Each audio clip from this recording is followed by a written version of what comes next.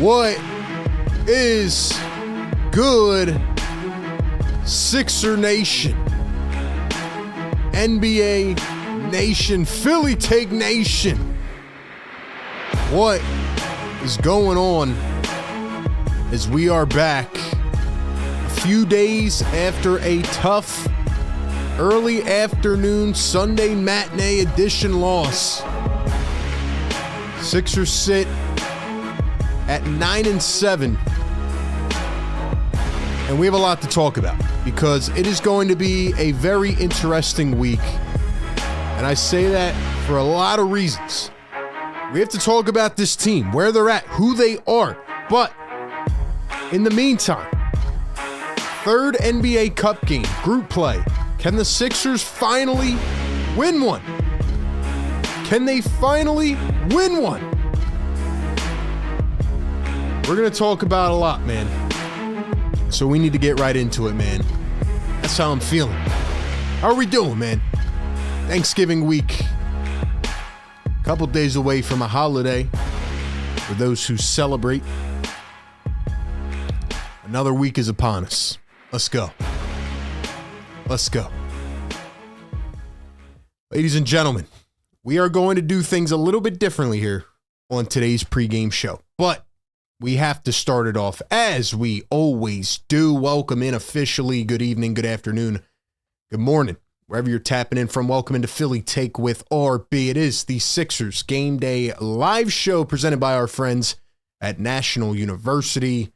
And as always, we are powered by the Sleeper app. Ladies and gentlemen, happy Tuesday. We have the 9-7 Philadelphia 76ers taking on the 10-8 Orlando Magic. This is the #1 Sixers Game Day live show where we give you pregame, live game, and postgame coverage. That includes our staple play-by-play and reactions and our analysis as it all goes down. And of course, we will read out your comments during the game and take your phone calls after the game. So make sure you join in on the Discord or join in on the phone lines. Ladies and gentlemen, do me one huge favor.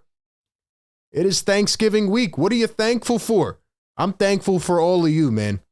And I'm thankful for everybody that comes in here and helps us push it through the algo.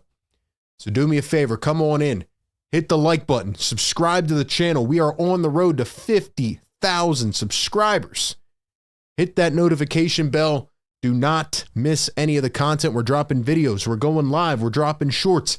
Everything you can think of as we cover the Sixers and the NBA.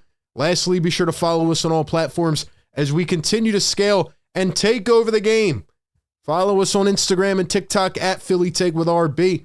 Follow us on Facebook at Philly Take with RB. And follow me on Twitter/X at RB Philly Take. That's where I connect with people behind the YouTube scenes. Shout out to all the channel members, man. Let's see those emojis in the chat. If you guys want to become a member, get the exclusive emojis, get your names highlighted a different color, get your comments read out first, and a whole bunch more. Hit that join button or hit the link pinned in the chat. Ladies and gentlemen, at the end of the day, we usually come on here, we give all our stats. This is a repeat matchup. The Sixers played them in the third game of the season. So here's what we are going to do. Usually I, talk about the injury reports and we do a bunch of stuff. I am going to talk about this game real quick.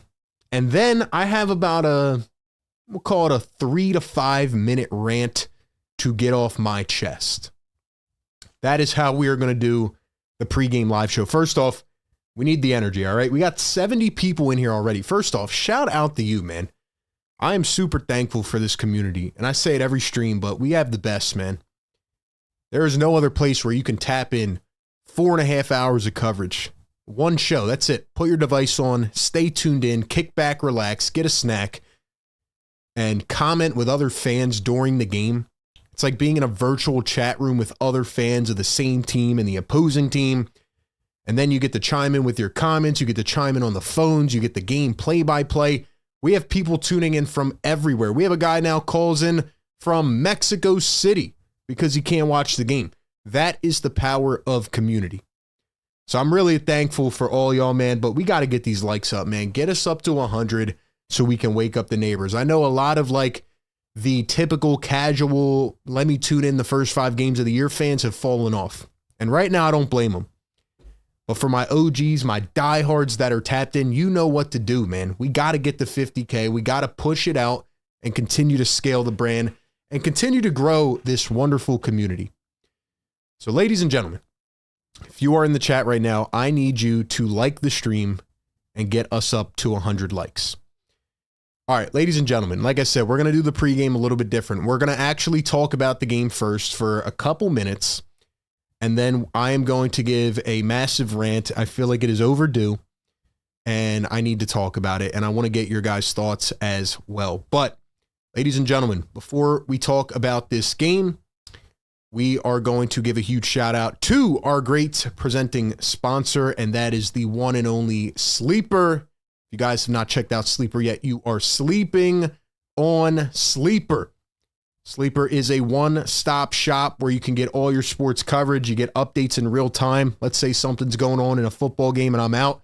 My phone literally gives me a Sleeper notification like, hey, by the way, this just happened in this game.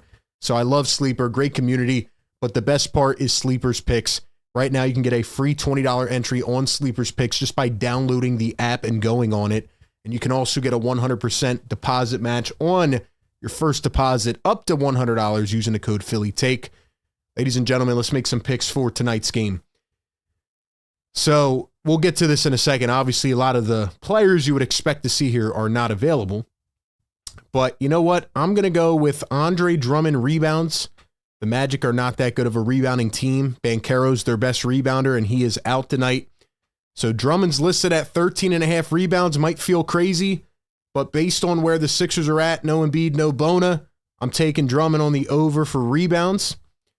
In terms of points, I think Maxi's going to have a big night tonight. Give me a Tyrese Maxey bomb. And let's see, who else should we take? Maybe we go with like a sneaky one. Let's see, 3-pointers made. Where's Drummond at? 0.5? He's not even on here. That's crazy. I feel like Desmond Bane usually does well against the Sixers. I'm going to take Desmond Bane over 2.5 threes. So, ladies and gentlemen, you see what I just did? It's as easy as that. I made my picks in less than 30 seconds. $1 minimum entry. It's that easy. Use the code PhillyTake. Get a 100% deposit match up to $100 on the Sleeper app. And if you think you can make better picks than me, then go right ahead and try it out. Shout out to Big Sleeper. Terms and conditions apply. See Sleeper's terms of use for details. Operational in over 25 states. We will check back on those at halftime. All right, ladies and gentlemen. Before we get to our predictions and before we talk about it, all right, here's a couple things that you need to know for today's game. First off, the Orlando Magic. Hold on, let me pull up my thing. Where'd it go? There we go. The Orlando Magic are 10th in offensive rating. They are 16th in defensive rating. So kind of a middle of the pack team, a little bit better than middle of the pack. They have won 6 out of their last 8. Banchero has not played in the last 5 games. So they're actually playing better without their leader. Interesting. And they beat some pretty good teams over the last several games. They did lose last game. But like I said, they've won 6 out of 8. The 76ers are 13th in offensive rating. They are 18th in defensive rating. So the Sixers are typically, I guess you could put it right now, a middle of the pack team. And they are 5-7 since they started at 4-0. However, I do not think we can fairly judge the 76ers right now. I don't. So we are going to get to that in a second. Last thing I'll say, Sixers and Magic both great in the fourth quarter. Magic are kind of spread out overall. The Magic are not a good rebounding team. That's where I think the Sixers can take advantage tonight. Their best rebounder on the floor tonight is Wendell Carter. And as a big man, he can't even rebound the ball more than Banchero. So this could be another big Drummond game. If you miss Sunday's game, understandable. It's a Sunday afternoon. But Andre Drummond had 14 points and 24 rebounds. He is playing his butt off. He is 9th in the league in rebounding right now. So Andre Drummond is balling out. Andre Drummond is balling out. I got to give love to Andre Drummond. What else do I got on this game? I don't know. For the Magic, what else did I want to say? They're a better defensive team. They're a better offensive team than they were last year. Last year, they were dead last in three-point percentage, 31% as a team, which was horrible.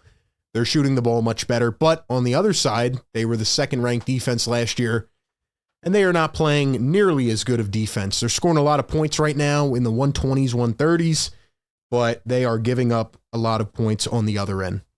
That's all I got preview-wise for this game, because before we get to our predictions, we have a good 15, 20 minutes.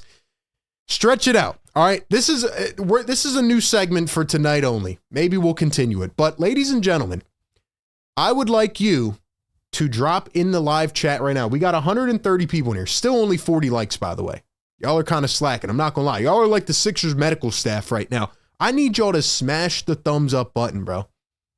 I need y'all to smash the thumbs up button, because the rant that I'm about to go on is much overdue, and I haven't been doing it for a couple games just because I haven't been in the mood to rant. But now we're on a fresh week.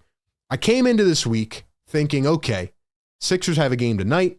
Then they have 2 days off. We're all going to be eating good on Thanksgiving, come back Black Friday, and the Sixers are going to beat up on the Brooklyn Nets. Then they go into Sunday. They're going to beat up on the Hawks. But ladies and gentlemen, it is officially time to let out some steam. So what I want in the chat is for you to drop one sentence. It could be 2 words. It could be 8, 10. Tell me how you feel about the Sixers overall right now.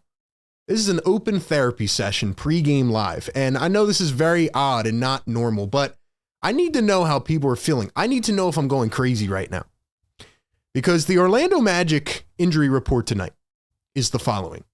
Paolo Banchero, Mo Wagner, both out. Banchero's missed the last 5 games. Jonathan Isaac is out. Goga Batazi's out. And you're looking at the Magic and you're like, oh man, this should be a game where the Sixers can beat them up. I know the Magic didn't start that good, but now they've won 6 out of 8. They're 10-8. They're better than when the Sixers played them to begin the season. And you look at this game and the Sixers are home. You're like, man, this is a great game to start the week out on. Sixers can go 3-0 this week. But then you look at the 76ers injury report. And ladies and gentlemen, it is officially time to be concerned. I'm going to tell you that straight up. All right. I got to get it off my chest. The Joel Embiid and Paul George situations are actually mind-blowing. They are mind-blowing. Here's the 76ers injury report tonight. Adem Bona remains out with an ankle injury, which is more than the 3 games they told us originally. Kelly Oubre's still out. He'll be reevaluated. Didn't get any update on that. VJ Edgecombe, who I thought was just getting a rest day on Sunday, is out again with calf tightness. Tyrese Maxey had a shoulder sprain, but is going to play through it. Right? Remember, he got hurt last game in the first quarter. Didn't look the same the rest of the game. Paul George has a sprained ankle after only playing 20 minutes last game. And Joel Embiid is missing his 8th consecutive game tonight. So maybe I should be saving this for the postgame, but I have to get it off my chest before we get into this game so I can get it out of my mind. But I am pissed off, man. And all the people starting this season got on the hype train, and so did I. And the Sixers were 4-0, and they were playing amazing, and Joel Embiid was starting the season, and we didn't see Paul George and Jared McCain yet. We kept saying, man, this team is fun. But can they stay healthy? Can we see the full product on the floor? And then once Joel Embiid continued to play, and he looked terrible, by the way, not stat-wise, he's so good that he's going to put up 20 and 10 in his sleep. But moving around the floor, I said, Joel Embiid has not looked like himself. He can't jump that well. There's a game or 2 where he's moving well, but overall hasn't looked that good. And now we are 10 games later into the season, and Joel Embiid has missed his 8th consecutive game. So as much as you like Joel Embiid and you like Paul George and you like these guys, something has to be said about the ineptitude of the medical staff. I am so sick and tired of it, and I am ready to crash out because we are 16 games into the season, and half of my brain tells me this team can be really, really good. I'm looking at the Eastern Conference. Nobody's really emerging other than the Detroit Pistons, and I don't know if that can hang on or not. And the other half of my brain is sitting here going, what in the world? Like, they're doing it to us again. They are doing it to us again. And I'm not going to sit here and I'm not going to listen to these dudes that are in the comments saying, you're just hating on Embiid. You're an Embiid hater. Listen, bro, I want Joel to be on the floor. I want Paul George to be on the floor. We can't even make it 2 games in a row without these dudes getting injured again. Joel Embiid has a 3-year contract extension that has not kicked in yet. The first year kicks in next year. $67 million or 65, whatever it is. Are you serious? Like, we have to play games. And here's the one factor that nobody considers. As we take more time with this, as we wait another year, and we wait more years, and we let those contracts run out, guess what? Well, then you're wasting the rookie contracts of Jared McCain and VJ Edgecombe. Then Maxey's getting near the end of his deal. Guess what? Those boys are going to want to be paid as well. That is the beauty of what teams like the Thunder and others are doing right now. They are trying to win when guys are on rookie contracts. So if the Sixers sit here and they just play tag and, they just play hardball and they just sit here and they wait and they wait and they wait, it's not going to be good. And I'm getting to my breaking point. I know I said let's wait till we're 20 games in, but I personally am sick and tired of every game having to get on here and try to persuade people why they should watch this team when we don't even know who's going to be on the floor. And at the end of the day, that's my thoughts. Tell me I'm crazy or tell me you agree, whatever it is. I want to hear from you. And I would love to hear from you on the phone lines tonight, but I just have hit a point. And I was talking to another content creator today, and he said to me, why should anybody care? The fans have checked out already. And you know what? I feel bad for Nick Nurse. That's right. Has Nick Nurse managed his team perfectly? Absolutely not. But I have interviewed Nick Nurse. I've talked to him. He's a smart guy, even though sometimes it feels like we're all over. But let me ask you this. What do you want Nick Nurse to do? Nick Nurse is coming out before these games saying the same things that he did last year. And you know what that is? He doesn't get the information except when it comes from the medical staff. So tonight, Nick Nurse was asked about Joel Embiid, and he says he was trending towards playing tonight. Then he says Joel is not quite there yet. Then he says Joel is frustrated. Then they ask him, what's going on there? And they said, why was he questionable if he wasn't going to play? And Nurse said, look, I really don't know. The medical staff thought he was going to play. Then they didn't. So Nick Nurse is not in the loop.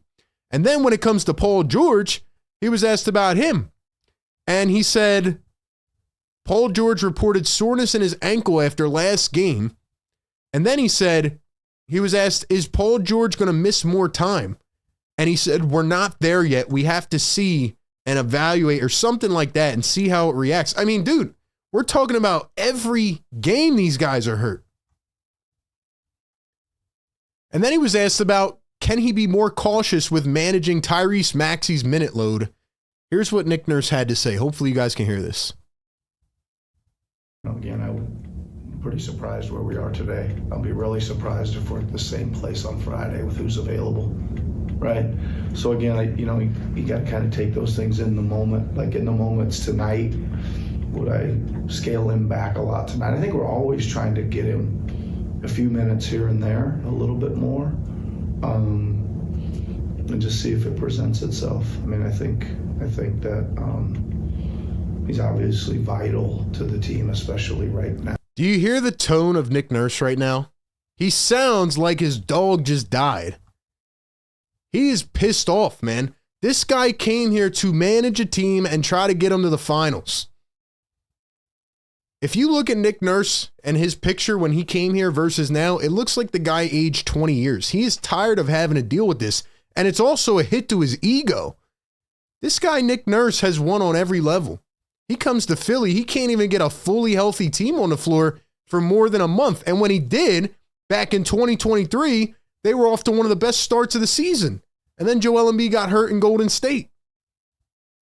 This guy sounds depressed, man. So I'm actually going to give Nick Nurse some credit tonight for having to deal with the BS that he has thrown every single day.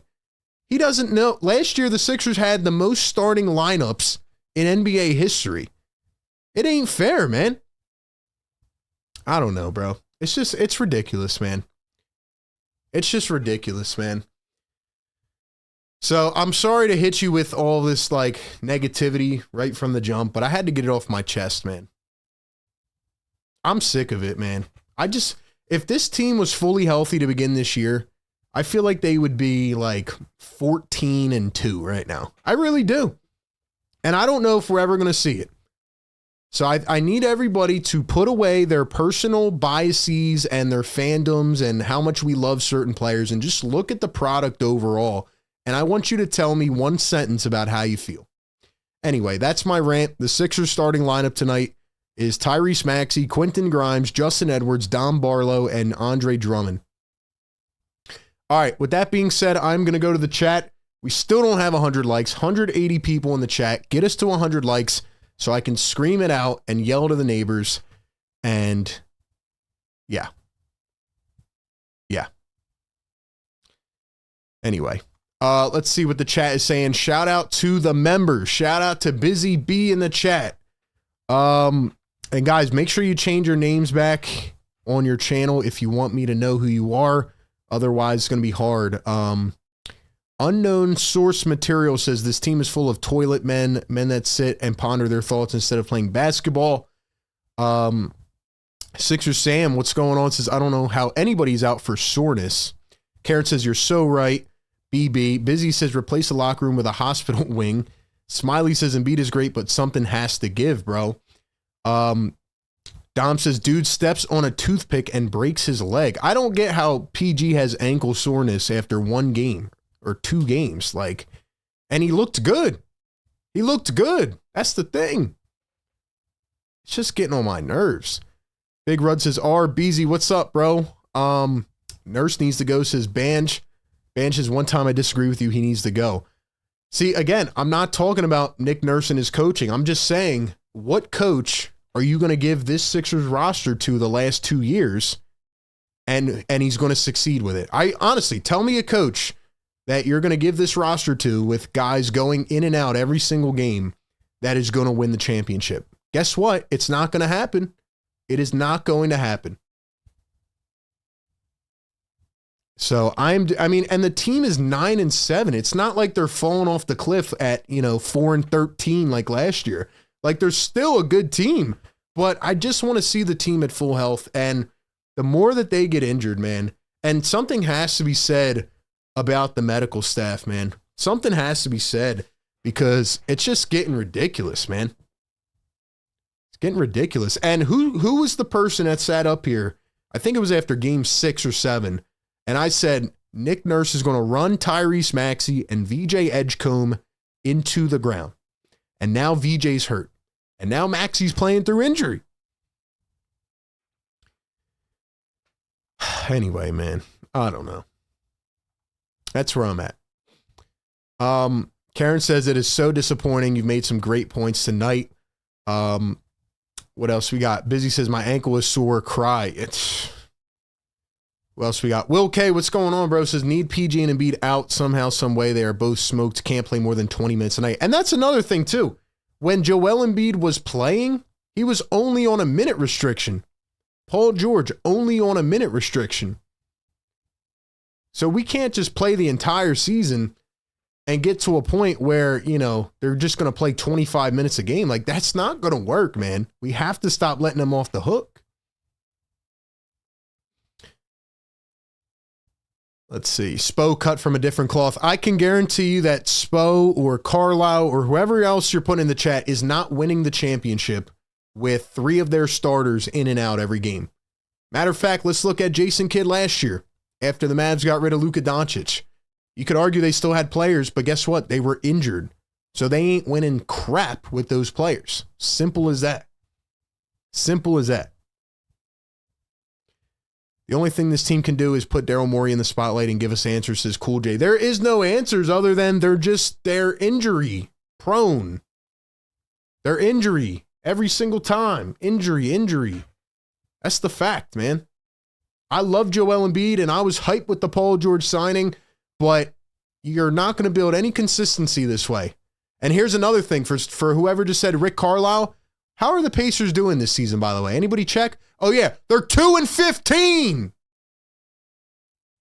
2-15. The team that was in Game 7 of the finals is 2-15. Why? Because their star is hurt.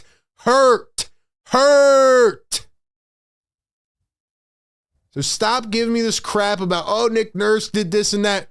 Nick Nurse has not managed a lot of things well, but the guy is not capable of managing a team from one game to the next that is the same roster. Simple as that. But anyway, those are my thoughts.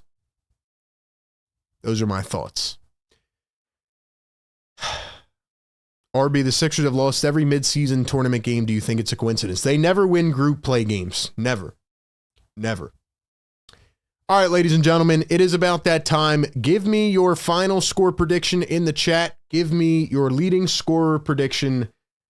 And give me all of your thoughts in the chat. Who's going to win? Who's going to lead the game in scoring? And how many points will they have? Ladies and gentlemen, 210 people in here. I apologize for the 10-minute rant, but I had to get it off my chest. I'm sure we'll rant more in the postgame. But can the Sixers battle through? Can they win? Well, part of me tells me that they never win any group play games. We're going to see a red court tonight or a blue court? They don't do well in group play games. But with that being said, they have alternated for the last 7 games. Win, lose, win, lose, win, lose. And yes, they're dealing with a ton of injuries today. But I just feel like they're going to bounce back and win. Maybe it's a bad pick by me. But yeah, I'm going against the grain. Somehow I think they pull out a win. I don't think it'll look pretty. The third quarter, the Sixers are now back to being the last team in the NBA in the third quarter. But I think Maxey will battle through and play at an MVP level like he has. Give me Maxey for 37 points. And give me a very, very, very tight Sixers win. 108-107. I'm going low scoring. A lot of injuries in this game. No Banchero for the Magic. Who else is out for the Magic? No Goga Batazzi. No Mo Wagner. Colin Castleton is a game time decision. Shout out to the Sixers process legend, the Sixers tankathon legend, Colin Castleton. For the Sixers, no VJ Edgecombe, no Joel Embiid, no Paul George, no Kelly Oubre, no Adem Bona. And that's where we're at. 108-107, Maxey with 37. That's my prediction. Banches 111-110, Maxey 44. 110-104, Sixers is Karen. Dom says 115-113 in a tight win. Derek says 105-98, Sixers 111-110. 120-116, Sixers Maxey with 40. Dom says Grimes with 30. Bold take. Cardiac 113-112. Sixers Mad Max goes for 30, says JB. Philly says 121-101. Maxey 47. 119-115. Sixers 121-123. Magic says Busy B. Maxey with 34. 133-117. Magic leading scorer. Franz Wagner 42, says Mike. Men says 112-109. Sixers Maxey with 40. 115-110. Magic says Dave. Ethan says 102-95. Magic. Maxey will score more than 40. Julius says Maxey is to be Superman. What else? Colin Castleton, shout out him, man. 111-108. Magic says Big Rud. Who else? Cardiac 113-112. Sixers Mad Max 30. Franz with 34. Maxey scores 32. Ladies and gentlemen, we still don't have 100 likes, man. Hit the damn like button. I don't want to say it again, man. And drop the beat. Time to piss off the neighbors, man. Let's go. I might be frustrated, but we're still here. The grind never stops. It never stops. It's the Game Day Live Show. We're hanging out with RB and the crew. Let's go!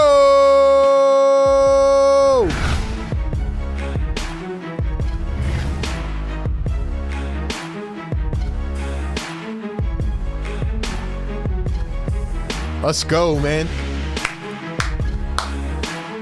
Sixers Game Day Live Show. Presented by National University, powered by the Sleeper app. Shout out to the great partners that make it happen. And shout out to the community who rocks with us every single game. You know the vibes, man. We give you pregame, live game, post-game coverage, 4.5 hours of condensed coverage. It's a late tip-off tonight. National television. We need to get this to 1,000 likes. We haven't had one in a while. We need to get the 1K. hit the thumbs up, subscribe to the show. We give you the play-by-play. We react to your comments. We open up the phone lines. You know how it goes. Magic are 2-0 in group play. The Sixers are 0-2. Shout out to the mods and the members. Please do not spoil the game for anybody. Please time your stream up with mine if you're watching it elsewhere, and do not be disrespectful in the chat.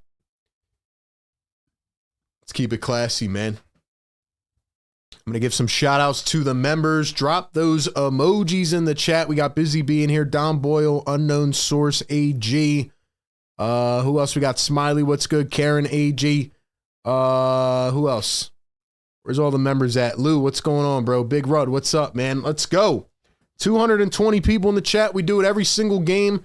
We do other live streams throughout the year. I also have an Eagles channel at A to Z Philly. Check that out. I'm still mad at the Eagles. Philly sports have pained me the last 48 hours. Maybe that's why I'm mad.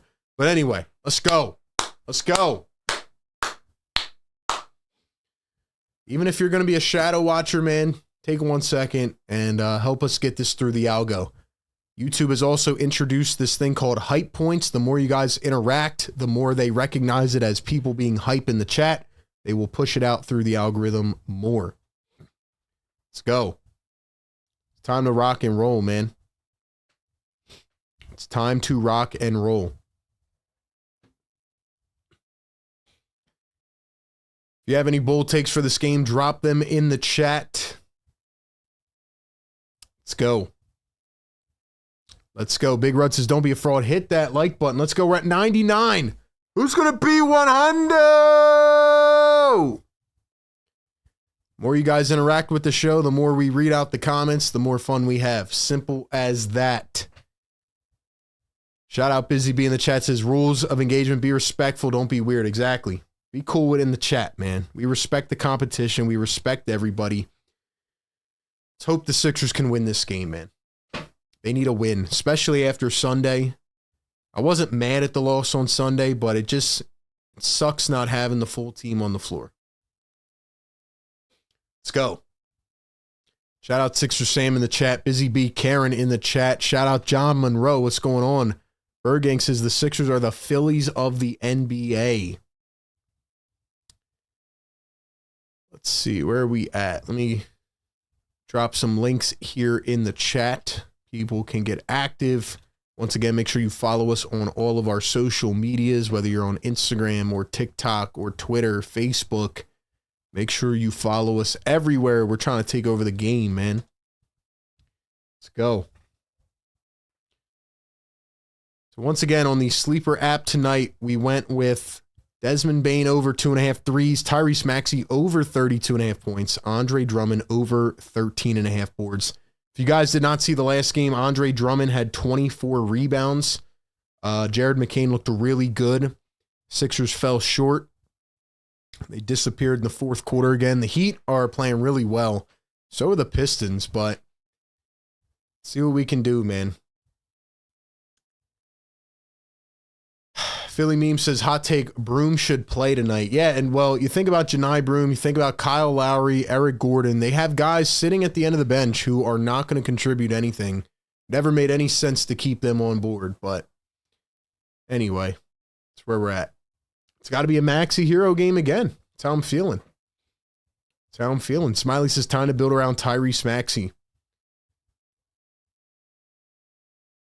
Guys, give me one sentence in the chat to let me know how you are feeling right now about the 76ers. And we have a poll question up. Are you more happy or frustrated with the Sixers right now? So feel free to answer that. We got 100 likes. Finally, drop the yes sirs in the chat. Hold on. We got to wake them up. Game hasn't even started yet. It's a late tip-off. Let's go. Come on, man. Yes, sir. Yes, sir. Yes, sir. Wake him up, man. Yes, woo, sir. We are at 49,376 subscribers. That means we are 624 away from 50K. I need you to share this channel around with your friends, your family, your next door neighbor, your next door neighbor's neighbor. You know what the vibes are, man. Support the grind. Let's go. Big Rud says, I'm frustrated your boy Kyle Lowry hasn't played yet. He played for like 2 minutes one game, but there's no reason for him to even be on the team, if I'm being honest. No reason at all. No reason at all. 280 people in the chat. Get us to 280 likes. Pregame says injuries. Joel needs to medically retire to preserve health for his family, says unknown source. He made his first three he took. Smiley says can take some minutes off Maxey at least. Yeah, Kyle Lowry did make that three-pointer, which was crazy. But here we are at the Xfinity Mobile Arena. Third play of group play. Sixers have not won any of them yet. They lost both, which honestly they should have won. The first game was against Boston, and the other was against the Pistons in that horrible Saturday night choke where the Pistons were down 6 starters. That's why the Pistons are still in a winning streak, because they beat the Sixers twice. It's interesting. The Orlando Magic first-round picks are not playing really that much. Noah Penda and Jace Richardson. Magic have not gotten a lot of bang for their buck with some of these draft picks, even like Jed Howard and these guys, Anthony Black. So Magic have missed in the draft, but they still have a really young, solid team that they're building. But once again, no Paolo Banchero tonight. He has missed 5 straight games. Stephen Fulton, Philadelphia-born professional boxer, ringing the bell. It is funny how they're trying to hype up these group play games. Like, they're just, it's wild, man. Like, come on, let's get on with it. Guys, get this to 200 likes, man. I know we got people sitting in the chat that haven't hit the thumbs up. Get this through the algorithm.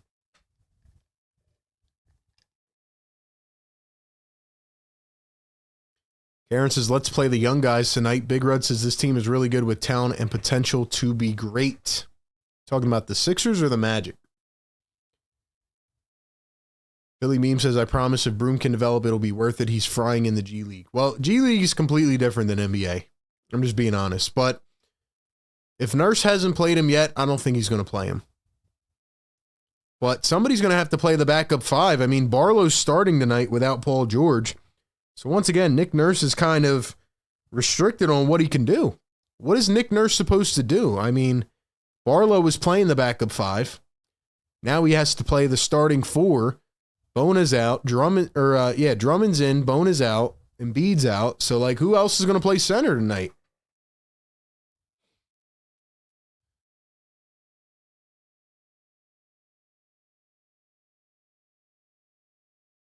They're really trying to hype up these starting lineups, man. Come on. We just want to see the game, man. They're really trying to hype up this cup for what?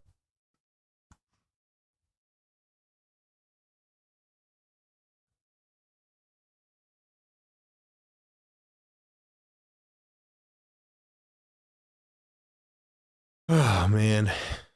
Tyrese Maxey, Quentin Grimes, Justin Edwards, Dominic Barlow, and Andre Drummond. That is the 5 for Philadelphia. While we wait for these extravagant starting lineup announcements, once again, welcome into Sixers Game Day Live. I'm RB. We do this every single game. Make sure you guys like, subscribe, hit the notification bell. Join us for every game, man. Whether you're a Sixers fan or not, we appreciate everybody.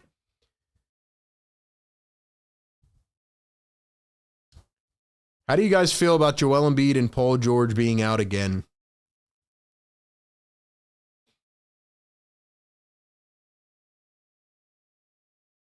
I hope we see more Jared McCain tonight. There's Jalen Suggs. Tyus Jones hasn't really played a lot for Orlando, if I'm not mistaken. He's had an interesting career. Let me see if I have that box score from the first game, though. Thought I had it up. It was a 136-124 win for the Sixers back in late October. Maxey had 43 that game. VJ had 26. Oubre had 25. Grimes had 14. No Embiid in that game. Banchero had 32. Wagner had 22. Bane had 24. That was a big game for Philly. It's crazy. The Sixers have actually been shooting the three ball pretty well. I was looking at some of the stats today. They're actually 7th in the league in 3-point percentage right now. Orlando is down at number 19. Sixers and Magic are midway rebounding teams. 15th for the Magic, 16th for the Sixers. Just things to keep our eyes on a little bit. Leading scorer for the Magic has been Franz Wagner, 23 a game.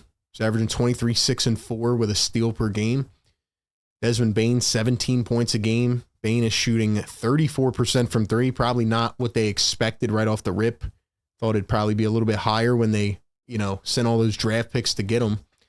But we'll see how he progresses.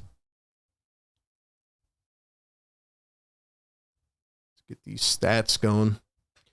We are finally off here at the Xfinity Mobile Arena. And the ball goes out of bounds right away, which is great. Gives us time to get this up here. Guys, please do not spoil the game for anybody. Otherwise, the mods will time you out. Make sure you stay in line with us. Magic stealed away. It's Tristan da Silva getting the start tonight with some of their injuries, and Desmond Bane with the reverse lay. That'll be the first bucket of the game. Sixers rocking the red jerseys tonight. Magic rocking the white jerseys. Here is Justin Edwards, who's been up and down. Now Quentin Grimes had 14 in that first matchup. Grimes going to find Edwards. Now Maxey. Maxey trying to play quick. Drives downhill. Floats it up. Missed it. Drummond couldn't get the board. And here comes Wagner wearing the mask.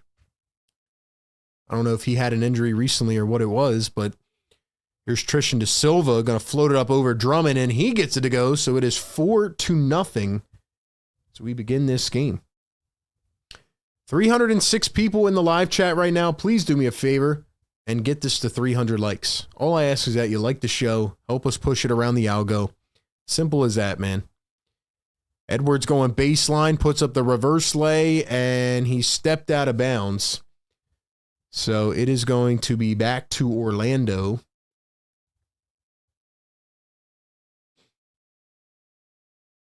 BJ Edgecombe misses his second straight game tonight. Has calf tightness.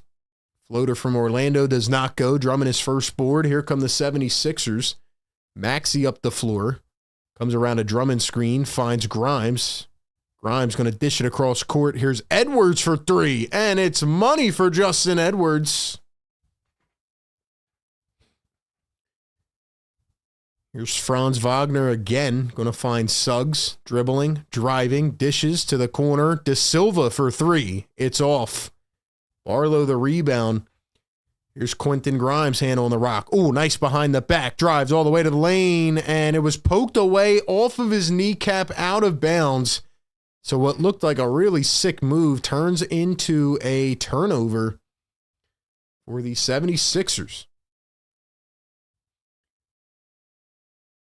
Suggs at the top, going to find Desmond Bane. Bane coming around his screen. Here's the floater. And Barlow finds Maxey. Holy crap, that just scared the crap out of me. Maxey going to puts up a three, and that is short. Did you guys just see that? A ladybug just landed right in front of me. Maybe it's good luck, man. Desmond Bane going to find Jalen Suggs. Suggs coming around his screen. Dribbles downhill. Drives, floats it up, and in. Yo, that was crazy, man. Dude's crawling right here. Maxey to floater, and he's fouled. Can we get some blue and red going in the chat? Can y'all drop some blue and red for me in the chat? Where's my Sixer Nation at? Yo, y'all see this, man? This dude just dropped right in front of me.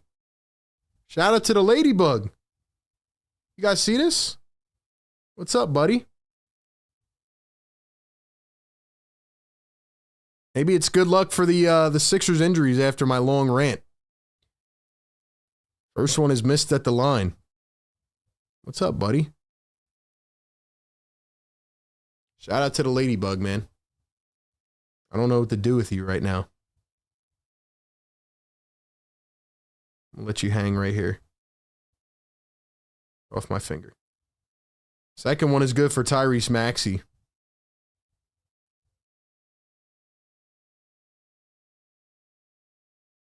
We'll put you over here for now.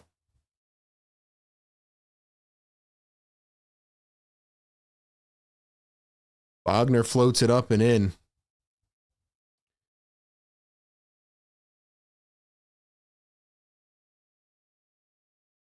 Stay over there. Three ball from Philly is no good.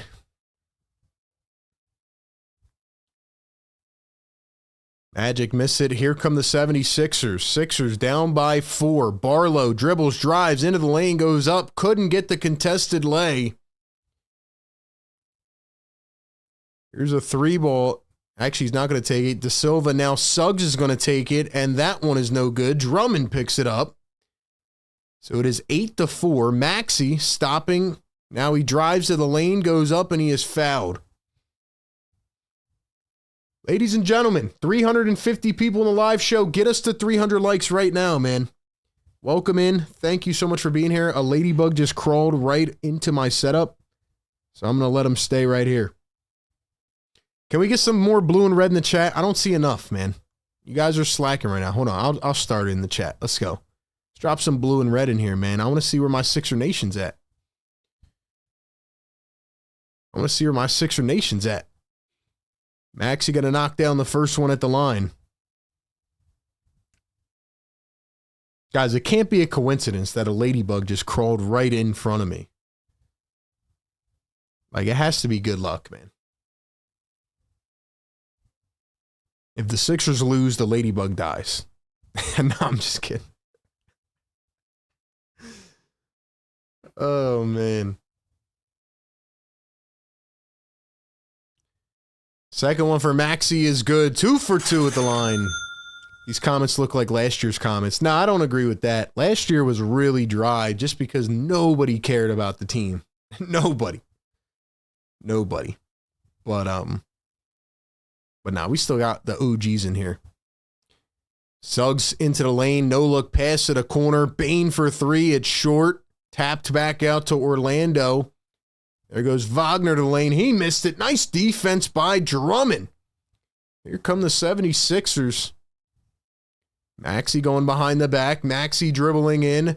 Maxey, Grimes, baseline. Watford up top. McCain in for the first time. McCain! He's on fire! Jared. Drumming up the 4 boards already. Let's go, man. Pump fake, drive from De Silva. Here's the shot from Bane. That one is too far. Grimes bringing it up the floor. Grimes coming around the screen. Going to run the pick and roll with Drummond. He drives to the lane, goes up, missed it. It's out of bounds. Staying with the Sixers.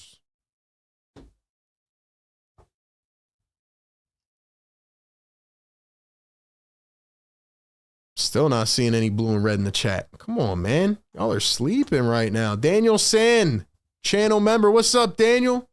Thank you for rejoining the Fire Take Nation. As Maxey lost it out of bounds, and now Maxey is yelling. Maxey saying he fouled me. He fouled me. Maxey right in the ear of the referee. Ball definitely was out on Maxey, but his arm was smacked. I like that, Maxey. I like that. Show us some energy. Show us some energy. Maxey just got a technical. I'm not mad at that. Maxey got teed up. I'm not mad at it. Let him hear it. Let him hear it. Free throw is good.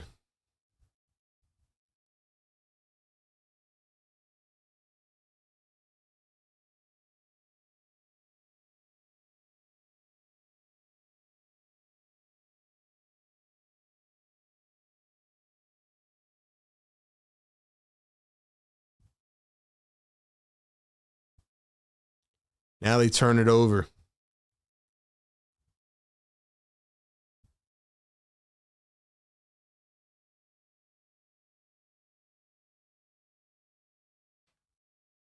Three ball Orlando off the back iron. Magic pick it up. Like I said, they haven't been that good of a three-point shooting team. Wagner missed the mid-range, and the Sixers could not pull it in. It's Trent and Watford in for the first time, so we'll see how deep the Sixers go into their bench. Game is tied at 9 right now. We got 385 people in the chat. Welcome on in, man. Thanks for being here. Here's the shot from Orlando. Missed again, but Suggs taps it in against Drummond and then flexes on him. Once again, it can't just be Drummond all game long. Maxey dribbles, drives under the rim. This time he's knocked to the floor and fouled by De Silva. Maxey's got that look in his eyes right now. He's getting frustrated.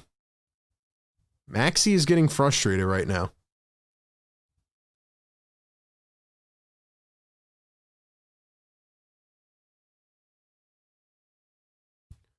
Let's go, man. 390 people in the chat. We are almost to 200 likes. Hit that thumbs up. Subscribe to the show. If you are new, I am RB. This is Philly Take with RB. We do this every game. Win, lose, or whatever else happens. We drop videos as well. We drop shorts. We have a lot of content on this show. And we are the leading show covering the Sixers on game days. So welcome into the community. We appreciate all of you being here. You don't have to be a Sixers fan to be here. Just have to have some fun and be respectful. How do we feel about this game so far, man? How are we feeling about this game? Trivia coming up at the end of the first quarter. Once again, shout out to National University. Title sponsor of the show, makes it happen for us and you. Shout out NU.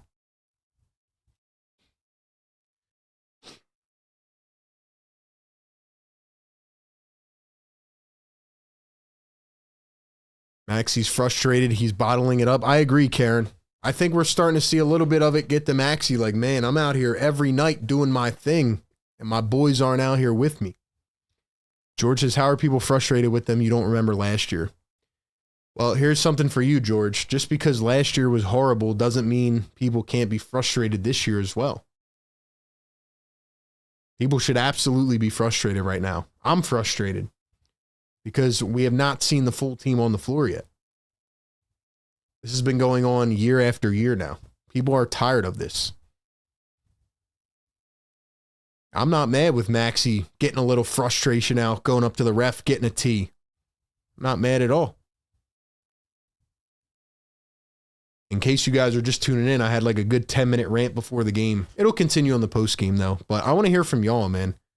A lot of the callers from the first few games have dropped off, probably because they don't watch the team right now, but I want to hear from you guys on the post game show. What else we got up in the chat, man? Drop some blue and red. Let me know you're in here, man. 160 likes. We need 40 more. Who's going to get us to the big 200, man? Even if the team is not fun, hopefully you have at least just a little bit of fun coming into this live show and having a chat with some people and just hanging out. Hopefully this is like a good escape for you after a long day or before a long day, you know? I always try to make this chat personable. It's like watching the game on TV, but being able to talk with other people watching it and talk with the announcer and just have some fun, man.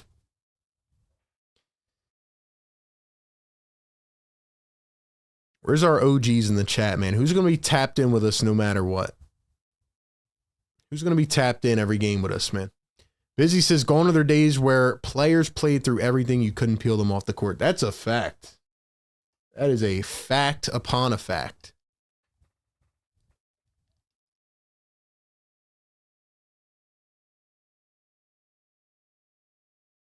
I do find it funny how these refs call technicals just because a guy voices his frustration.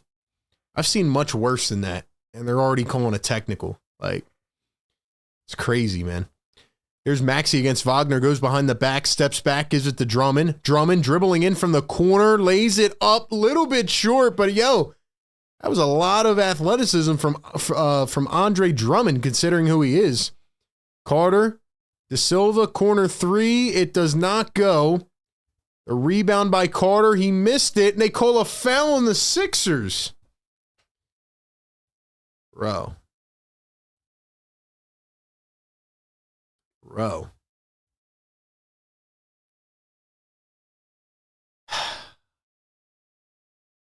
Where is the foul, bro? Y'all got to stop making yourselves felt like there's no point. There's no point. Like, come on, man. Not even close to a foul. Carter, first one good at the line. Anthony Black in for the first time for the Magic. Lottery pick a couple years ago. Mr. 89 here. YouTube's being done with the handle. It continues to go down. Guys, there's a way to change your YouTube name so that you can get it back to what it was before.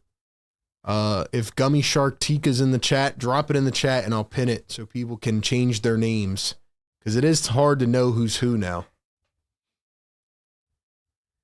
2 for 2 at the line for Orlando. Here's Watford on the other end. And he lays it up and in. Guys, the Ladybug is on the move. Ladybug was sleeping for a few minutes. Suggs misses the floater. Whoa, whoa, whoa. My boy started flying around. Chill. You're going to have to go after that one. Can't be flying right in front of me like that.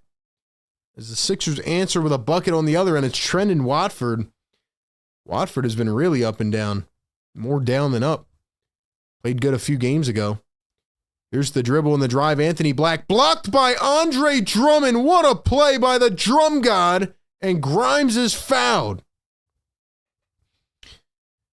Wait, you have one inside. Yeah, a ladybug literally flew right in front of my face like 10 minutes ago. And I have him right here. He was chilling for a while. Then he just started flying around. Guys, we got to give some credit to Andre Drummond. I mean, this dude's top 10 in rebounding right now. You know the Sixers are leading the league in blocks? Shout out Andre Drummond, man. He's been hooping. This guy we thought might have been expendable at the beginning of the year, but man, imagine if they gave him up. Maxey drives, lays it up, couldn't get it to drop. Maxey is 0 for 3 to begin. So is Quentin Grimes. Anthony Black with a one-handed tomahawk on the other end. That is an unbelievable jam. There's Jared McCain going to drive, give to Edwards. Edwards into the lane. He turns, steps back, left it short, and a foul on Orlando. Shout out Drummond, man. 415 people in the live chat. Still don't have 200 likes yet. All right, I'm not reading the chat till we get to 200, man. You guys are going to have to work a little bit. Ladybug, what do you want, man? What do you want? You want to go? I'll take you to the neighbor. Neighbor! You want a ladybug?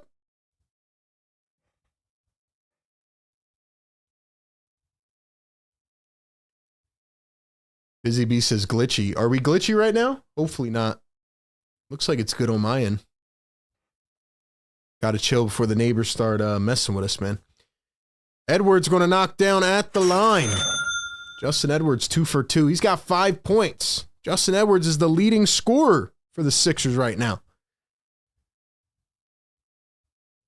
Here's Tyus Jones in for the first time. Going to find Wagner. Wagner lost it. And another foul.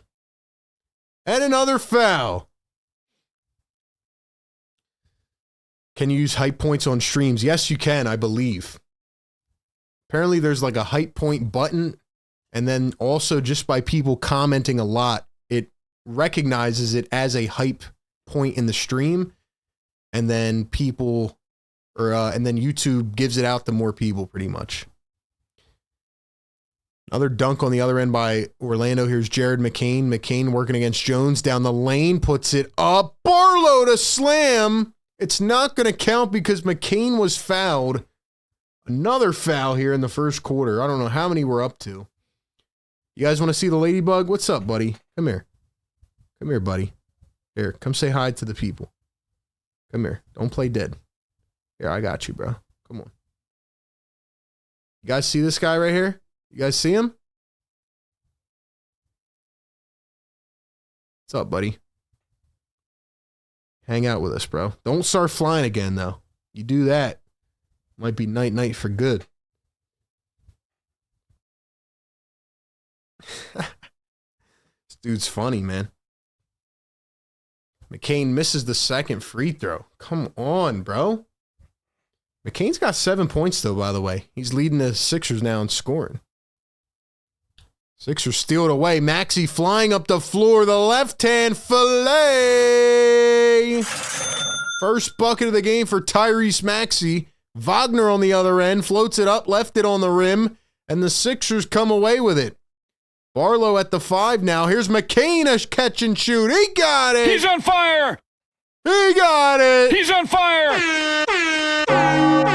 Woo! Jared McCain is back. I've seen enough. I've seen enough.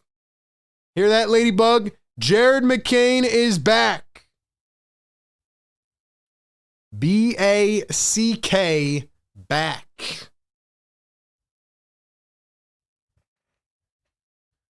We have 400 people in the live show right now watching us from around the world. We have 175 likes. People watching us, likes. What's going on with that, man? You must have a lot of shadow watchers in the chat tonight. We do this every single game all year, though, man. We haven't missed a game yet. We're going to do as many as we can.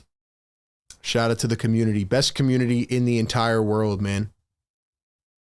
Best community in the entire world. I'll put you guys up against anybody, man. Shout out to the chat. Jared McCain is officially back. Can we drop the McCain emojis? Can we drop the McCain emojis?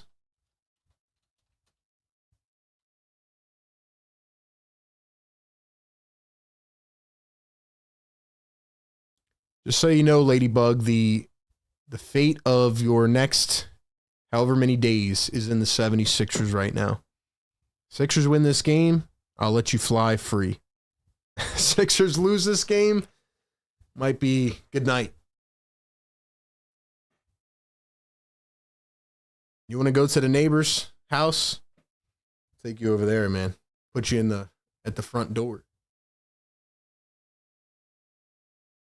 Being a good Ladybug right now, though. Before we started flying around, we can't have that. Can't have that. All right, chilling. It's not moving now, so.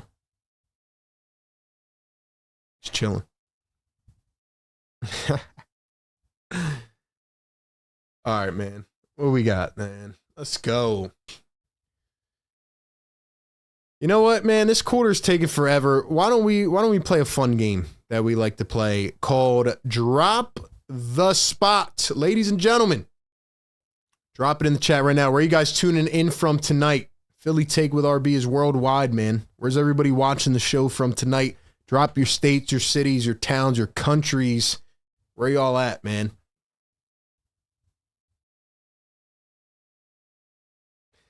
That's messed up, RB. Don't blame the Ladybug for Sixer shenanigans. I'm just joking around. Relax. Relax. I'm kidding.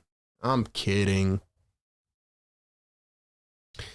We got ATL in the building. Mount Laurel, NJ, Houston, Upper Darby, New York. Shout out from the Philippines. Philadelphia, North Philly, Prospect Park, Houston, Texas, Washington, Southwest Philly, England in the building, New York, North Philly, Philippines in the house. Shout out Boston, Massachusetts, Abington. We got the DMV tapping in, Delaware, Phoenix, Arizona, Ghana in the building, St. Thomas University. Shout out St. Thomas, Somerset, Jersey. Palisades Park. This is a long commercial, says Busy. Yeah, it really is. I'm telling you, they're trying to play up these NBA Cup games like they matter. We're finally back. Here is Anthony Black to Tyus Jones. Is that Goga Batazzi? He is in tonight. Batazzi was a game time decision. I guess he's playing. And what do you know? Another foul. Back to the chat. Let's see. Antigua, Colombia, Northside, South Carolina, Antarctica, Fishtown. Where else we at? Saudi Arabia in the chat. Let's go. Phoenix, Arizona, west of the Arctic. Hong Kong, Philly in the house. Maricopa AZ, Philippines in the building. Brooklyn, let's go. Shout out to the chat, man. Appreciate y'all being in here, man. Couple more free throws go. It is 21-19.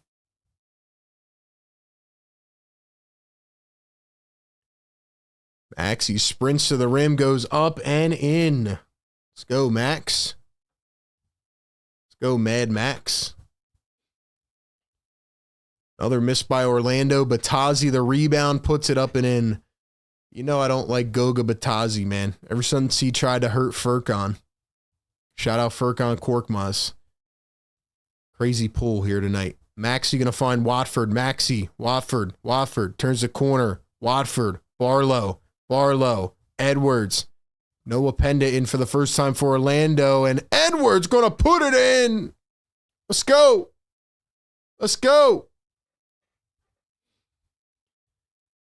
Barlow playing the 5, not really comfortable doing it. And once again, another tap in by Batazzi on the second attempt. We are at 199 likes. Y'all are baiting me right now. Y'all are trolling me. We need one more. Watford, the dribble, the spin, floats it up, and a late whistle after the Magic got it back. Yo, how many fouls have been called in this first quarter? Let's see. Team fouls tonight. Let's see. We're at, I think, 10 or 11 in the first quarter. Thank you all for dropping the spot like it's hot. Let's go. Busy says we get killed on the boards as soon as Drummond goes away. Facts. Sixers don't have a backup center right now. Guys, hit the like button. Let's go. We got 400 in the chat. Y'all are going to make me wake up the neighbors and get the cops called, man. Support the show. Push us through the algorithm. Push us through Google, man. We're grinding these games out every game. Free throws are good. 27-23.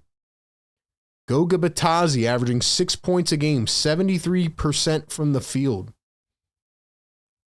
The dribble, the drive, the pull-up, it's short, and another foul. Another foul. Don't you love it, Adam Silver? This is great, man. This is so much fun. Maxie's drawing with the opposing bench. They're not even paying him any mind. He's like, y'all can't guard me, even though I only have 7 points, but it's like, you guys can't guard me. First one good at the line for Noah Penda. Guy we talked about a lot in this draft. End of the first round. Player from overseas. Out of France, I believe. Second one is missed by Noah Penda.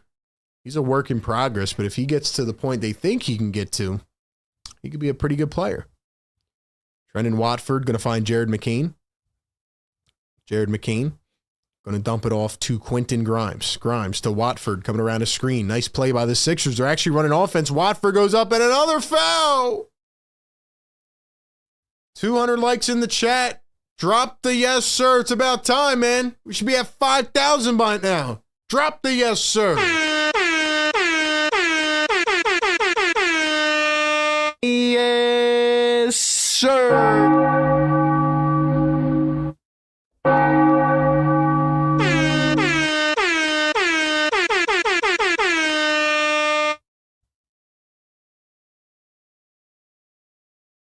Man, by the time this game's over, we're going to be starting a post-game show at 1 in the morning. We will be live after the game, of course, taking your phone calls, chatting about this game. Sixers don't play again until Friday. Yeah, we have like 125 members now, by the way. We need to get all the members in here commenting those emojis, man. I want to see them in the chat. Let's go. Oh my gosh, it's Eric Gordon!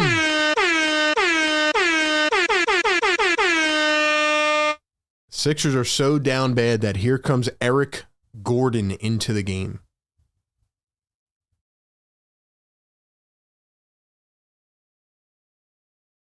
I just heard the announcer on TV say that Nick Nurse is in his bag right now. See, this is why you guys need to come watch Philly take with RB. I don't know who's announcing this game. No offense to you, brother. I could barely hear the TV. It's on very, very low. And I heard him say, Nick Nurse is in his bag right now. The national analysts do not watch the 76ers. They don't. I'm telling you right now, man. And then people on the outside look at Philly fans and they're like, man, these people are haters, man. They are so mean. They're so rude. They're hating on Eric Gordon. You guys don't watch the team like we do. Like, what are we talking about, man?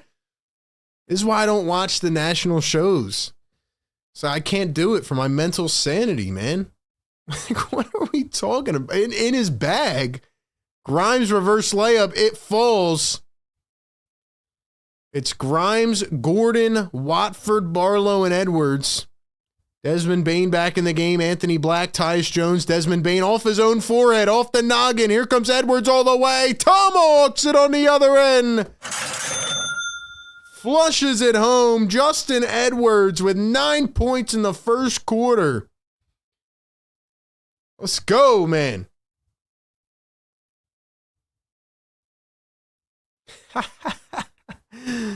Magic answered with a 3 of their own. 1 minute to go in this first quarter. You just lost a sub over that dumb horn. You're too loud and obnoxious. Hey, Michael!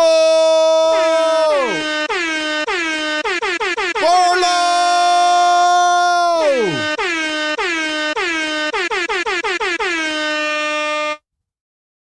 You're going to hear the horn and you're going to like it, Michael. You are going to like the horn. You want it one more time? You want it one more time? 3 ball from Orlando. It goes again. Holy smokes. What a quarter, man.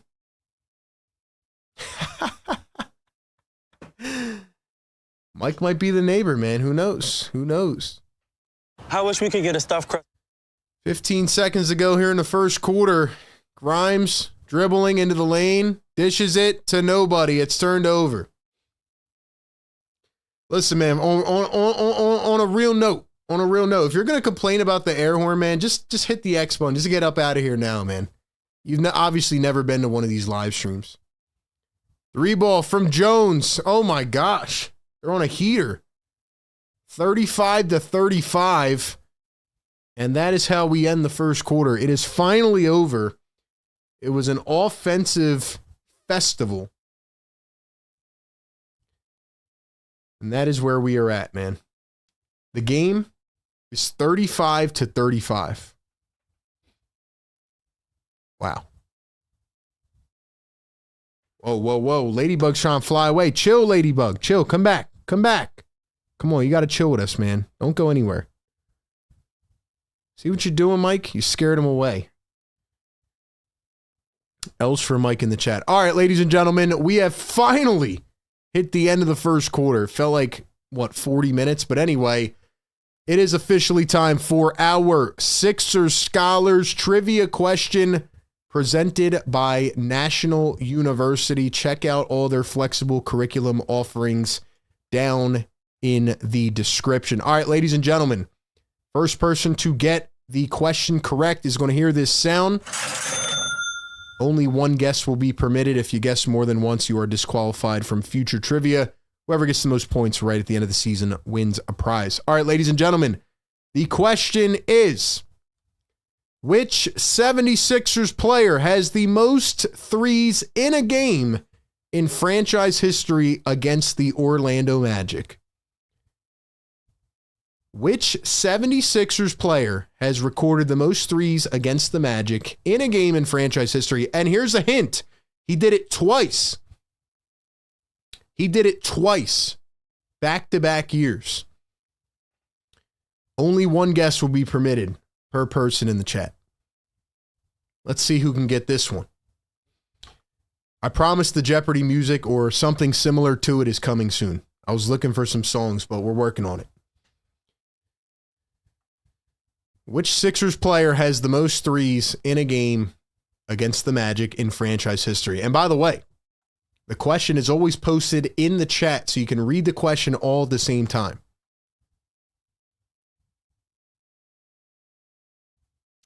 And yeah, for the guy that was complaining about the air horn, man, just get up on out of here, man. You know it's not for you, bro. You're not built. All right, let's see. 10 more seconds. 10 more seconds.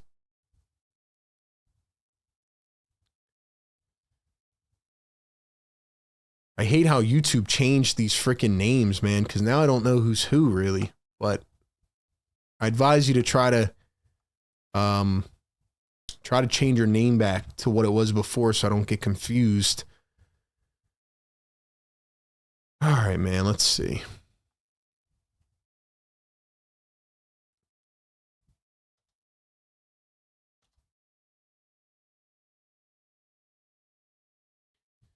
All right, let's go to the chat. The correct answer with 8 3-pointers against Orlando. It happened in 2017 and 2018, back-to-back years. It is J.J. Redick. And the first person to get it in the chat was our boy Banj. Banj. Congratulations. Banj wins his second trivia of the season. And we have a very tight race going with our trivia. The leaders being Cable with 3. And we have about 5 people now with 2. We'll have bonus questions throughout the season as well. Thank you all for playing Sixers Trivia presented by National University. A lot of good guesses in the chat. Saw some AI, some Kyle Korvers. That's a good guess. Dana Barros. Who else? I think I saw Joel Embiid in there too, and Iguodala. Shout out JJ Redick, man. I kind of miss JJ Redick running dribble handoffs with Joel Embiid as the Magic miss a 3 up top. Here's Justin Edwards. Edwards going to find Eric Gordon. Gordon guarded by Desmond Bane. And Gordon throws it away. Attaboy, Gordon. Jones, alley-oop. Anthony Black missed the dunk, and then it's put back by Noah Penda. So the Magic retake the lead. Also, going back to that guy that commented in the chat, and this is the last time I'll talk about it, I just find it so funny that somebody can be so annoyed by an air horn that they unsubscribe. Like, how soft do you have to be, bro? There are much more important things in this life than being annoyed by an air horn. Drummond misses the floater. Here comes Orlando. Drummond's back in with Maxey, Gordon, Edwards, and Grimes. And then there's an easy fillet. That was Anthony Black. He's getting better year over year. Seth Curry was a good guess, too. Edwards going to find Eric Gordon. Eric Gordon, the pump fake, the dribble, the drive. Gordon, the layup. He's on fire. Gordon. My family hates the air horn. I don't know what is so bad about an air horn, man. We got a foul on the floor against Philly. Do you guys want me to stop playing the air horn from now on? Yes or no in the chat? Yes or no? Don Boyle gifting a Philly Take membership.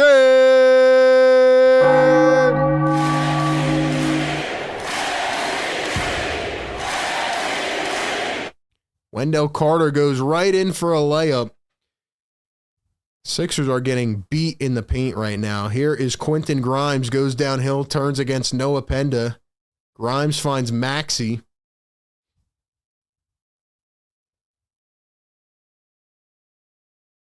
Maxey the layup, he missed it. Magic pick it up. Here comes Desmond Bane.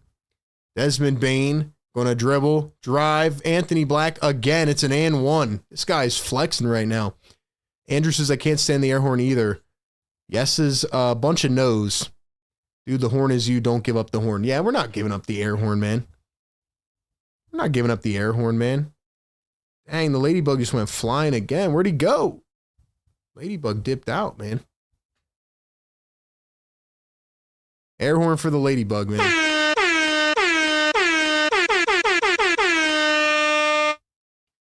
don't know what to tell you, man. Magic are on a run. Sixers second quarter collapse incoming. Here's Tyrese Maxey right down the lane, free in the wind, and a easy bucket for Maxey, much needed. He's 3 for 9 though. Keep in mind, he is playing through a shoulder injury. Wendell Carter just walked. He just walked. Are you kidding me? Come on, man. Noah Penda going to find Wendell Carter. 5-4. Drummond jumped and got beat on the pump fake. Drummond is so funny, man. Oh, man.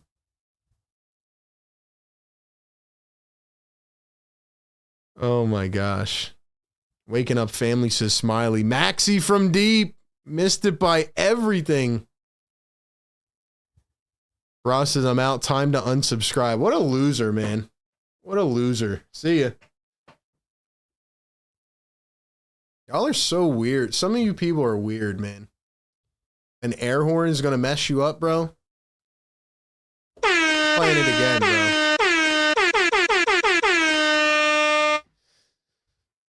Some of y'all have no personality, man, and it shows. It shows. Shout out to the OGs, though, man. 3-ball again. The Magic are cooking right now. The Magic are cooking right now, man. Holy crap.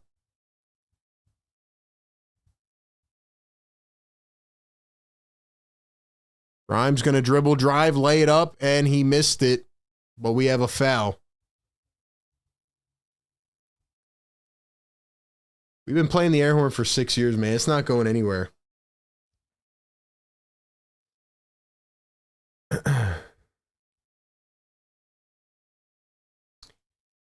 Like I said, man, we bring different elements to the show. We give you every component of coverage that there is.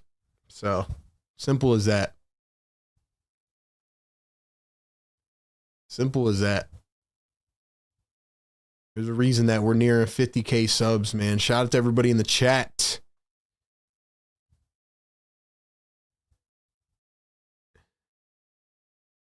Let's go, man. Screw this. I'm unsubscribing. The air horn thing is annoying. Man, you guys are, some of y'all are soft, man. Y'all got to lighten up a little bit. Y'all got to lighten up. All right, man. I'm not looking at the chat till we get to 300 likes, man. We're at 500 people in the chat. Hit the thumbs up button. Y'all are distracting me, man. Shout out to my OGs. Drop some fires in the chat, man. Let's heat it up. Let's heat up this chat because the Sixers are ice cold. Bane, another 3. That one is off. Drummond the rebound. There's Jared McCain back in the game. McCain hesitates, drives to the lane, goes up, got it again. Jared McCain is on fire.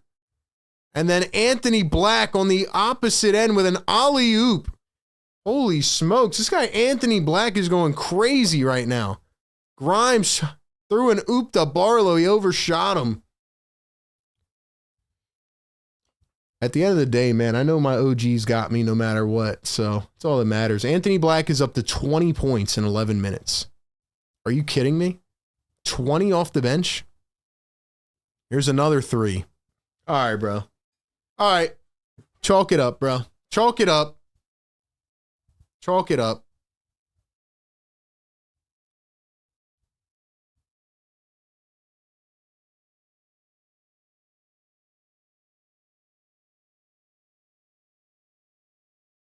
Crazy because Anthony Black has scored from under the rim with like 5 alley-oops, and he's also hit about 3 threes, if I had to guess. I mean, the guy's scoring from everywhere. 3 threes for Anthony Black, 7 for 11 from the field. Only the Sixers. Let's go. Only the Sixers can make a guy turn into a freaking sniper like this, man. MX with a $5 super chat says, let's get an air horn for the guys in the back. You got it. You asked for it. Let's go. Let's go. Yeah. He's on fire. Sir. He's on fire. Yes, sir.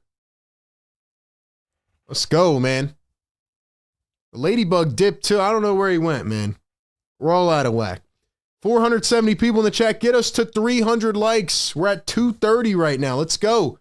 I need y'all to get interactive. I need y'all to push this through the algo, man. Shout out to the chat, man. Shout out to the chat. Oh, man.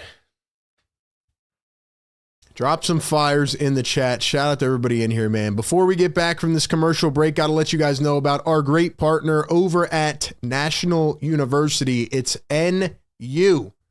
Ladies and gentlemen, shout out to NU, man. The best in the business. NU will help you get your degree. Let's say you're working a job. Let's say you're mad at an air horn and you're just sitting around doing nothing all day, and you need something to get you going. You need to level up. Well, National University has you covered. NU offers 4 and 8 week online classes that help you balance work, life, and school. You can start sooner, finish faster. NU is an accredited nonprofit college that helps you live your life and achieve your goals. With NU, you can be a busy worker or person or learner and a successful student. With one of the largest private nonprofit universities in the U.S., they have over 50,000 plus students and over 150 degree programs. They have a 50-year history of innovative learning and support models for working and non-traditional students. And last year, they awarded $50 million in scholarships. So if you're interested in going back to school, check out their curriculum and program offerings. Click the link down in the description or the live chat. Get more info today. Shout out to National University, where you can juggle school with everything else life has to offer. Let's hear it for NU, baby. Let's go. I'm just going to keep playing the air horn now, man. And you know what's amazing? I'm not even looking at the chat, bro. So there's probably some Karens in the chat. No offense, Karen. I love you. Shout out Karen, our channel member. But you know what I mean. There's some Karens in the chat that are mad right now. And we're just going to keep playing it, bro. We're going to keep playing it. Let's go. Let's go.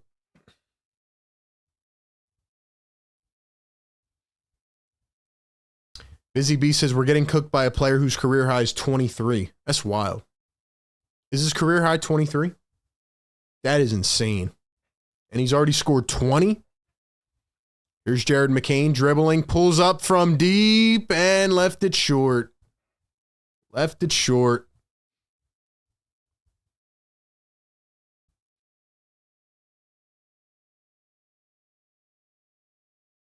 $11-point game for the Magic. Here's Jalen Suggs to the corner. Drummond guarding him. Here's another 3. Oh my gosh. 23 points. 23 points. What in the world?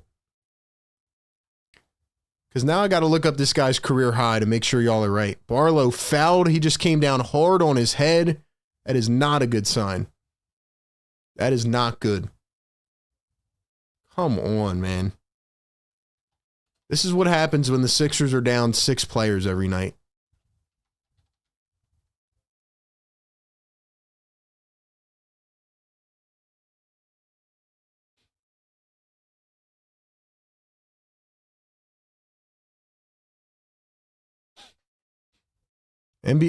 Anthony Black's career high is 23 points, and he is currently at 23 points in the second quarter, bro.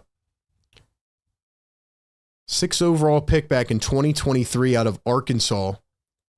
Has been labeled a bust by most, but he is starting to really get it going. 3rd year in the league. He's taking a big jump. He's not even playing crazy this year, but this is his best game of the year by far. It's crazy, man.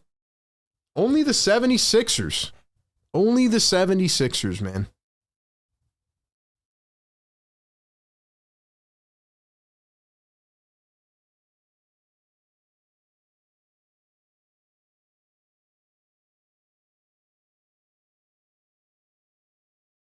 There's a step back from Desmond Bane and another 3. Oh my gosh, man.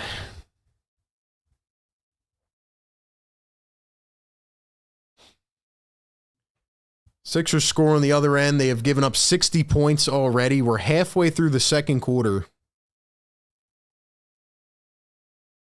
Here's a 3 ball from Orlando. That one's off wide. Drummond picks it up, and he gives it right back. Are we serious right now, man? Are we for real? Wagner, Bane, lays it, missed it, tapped in by Carter. This team should be benched. This team is playing like they don't give a crap, man. I blame the blue floor, man. Sixers will never win an NBA Cup game. Never. Never.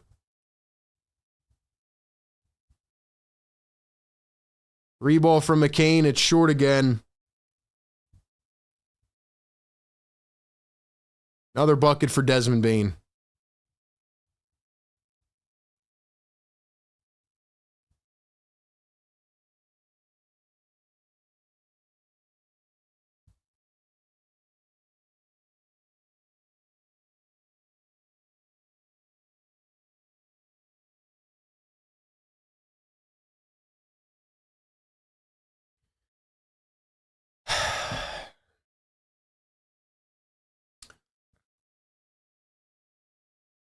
I'm not even looking at the chat, bro. I know people are probably going off. We got 500 people in here loading in. Halfway to 300 likes. Get us to 300, man. I don't know what to say, bro. I don't know what to say. I'm just disgusted, man. The Magic aren't even a good shooting team, man. The Magic are not even that good of a shooting team. But against the Sixers, of course they are. Magic are 19th in the NBA, shooting 35% from three per game. And right now, the 76ers are at 38%. The Magic are at 39%. Dominating them in the paint, dominating them on the glass. But then again, I go back to the main issue, is that you're playing without 6 of your players. This is why I ranted before the game for 10 minutes. This is why I ranted before the game for 10 minutes, because I'm tired of Joel Embiid not playing. I'm tired of Paul George not playing. He's got a sprained ankle after 2 games. I'm tired of everybody being injured. I'm tired of this team giving up 23 points to Anthony Black. His career high is 23. He's got 23 points in 13 minutes. Are we kidding? Leaving him wide open every possession, man. I'm just so annoyed, man. I'm just so annoyed. And Nick Nurse, I kind of let you off the hook at the beginning of the game. What are you doing, bro? The Magic just went on like a 10-0 run and you don't do anything about it. What in the world, man?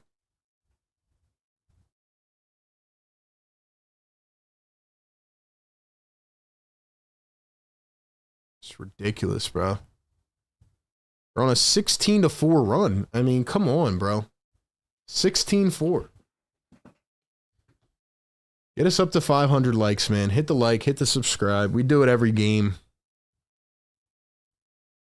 Sixers have given up 64 points. 5:20 left in the half. 5:20 remaining in the first half. And the Magic have 64 points. Then again, can I get mad at Nick Nurse? Because nobody's playing, bro. Nobody's playing. Just mad, dude.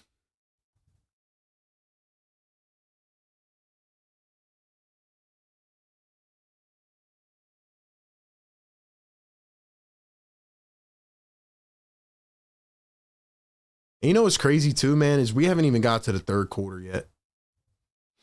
We haven't even got to the third quarter yet, man.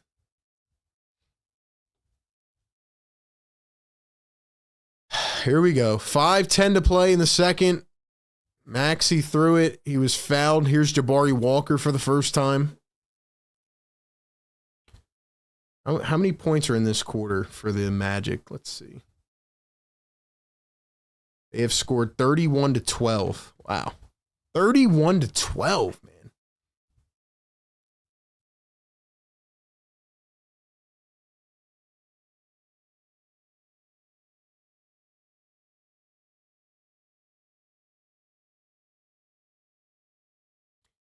Desmond Bane gets on my nerves too. Remember when he checked Maxey in that first game and Maxey and VJ got in his face? Edwards misses the layup. Here come the Magic. Suggs up the floor. Wagner floats it up and in. Wonderful. Tyrese Maxey at the logo, guarded by Wagner. Here's Jared McCain. McCain dribbling, driving, steps back. McCain got it.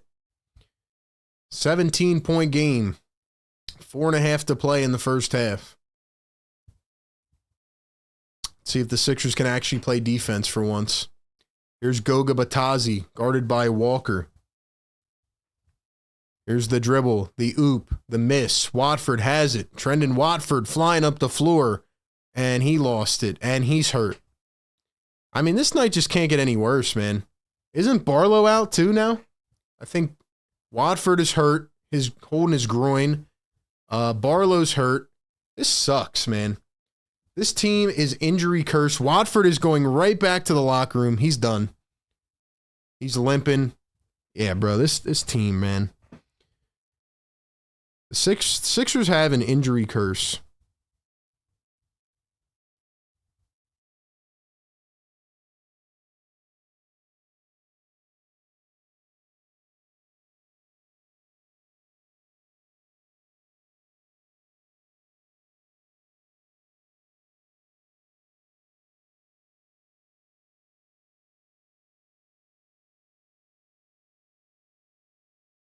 '76ers are cursed with injuries. Trendon Watford just went down. Looked like he might have like torn his groin. I have no clue.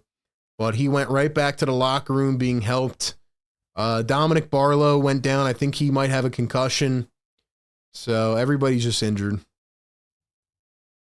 Keep in mind, Kelly Oubre's out. Adem Bona's out. Joel Embiid's out. Paul George is out. Whoever else I'm forgetting. I don't know, man.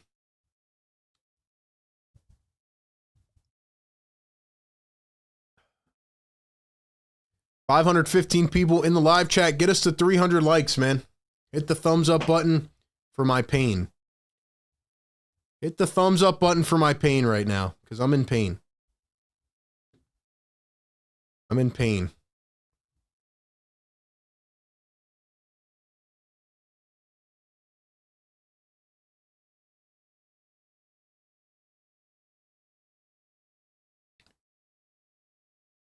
Quentin Grimes. Here's Dominic Barlow. Good to see Barlow back in so he doesn't have a concussion. Edwards dribbling, driving, kicks it. Walker for three and hits. Magic flied up the floor. They overshot their guy Wagner. They were going for the home run there.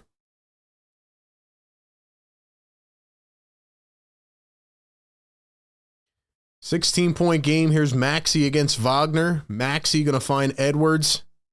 Edwards crossover, dribble, kick, Barlow into the lane, spun, lost it out of bounds. They're going to say Sixers ball.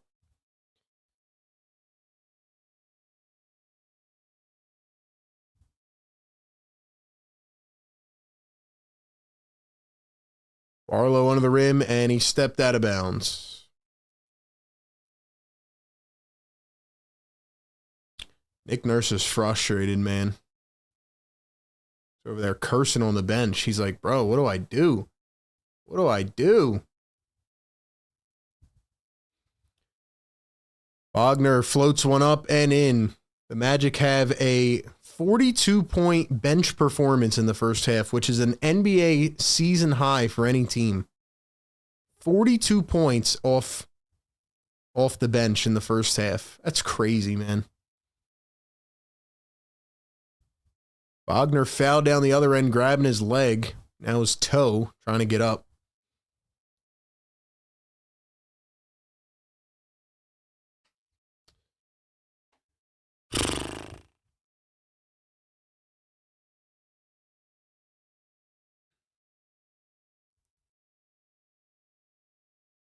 I don't even know what to say right now, man. I really don't.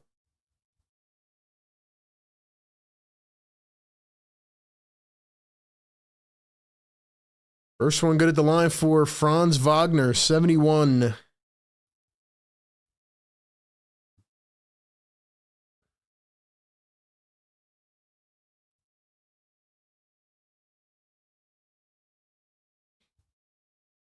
And the second one is good as well. 2 for 2 for Orlando, 72-52.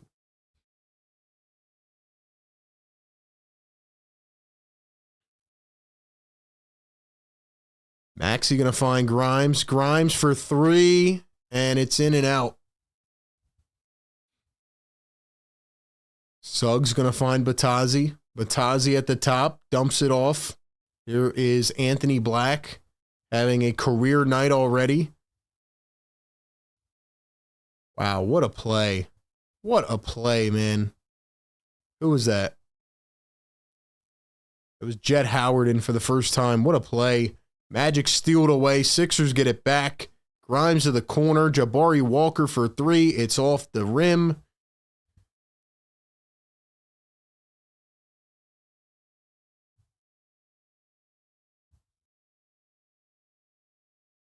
Goga Batazzi going to dump it off to Suggs. Wings it out. Here's another 3, and that is good as well. So the Magic are just going to let guys have career nights. All you guys do is sulk in here when players and things get tough. Listen, man, y'all got to stop this, bro. People like you are the problem, man. Honestly, I'm being honest, bro. You got to wake the hell up, bro. You expect us to sit here every game if things get bad, acting like we don't hype up this team when they're doing well? Like, honestly, bro, we got to grow up a little bit here. The Sixers have 8 guys now injured on the team. We are mad, bro. We are frustrated. We see the potential with the team, and that you're telling us, oh, you guys just get down when the team is getting injured. Yeah, bro, we're pissed off. We are pissed off, man.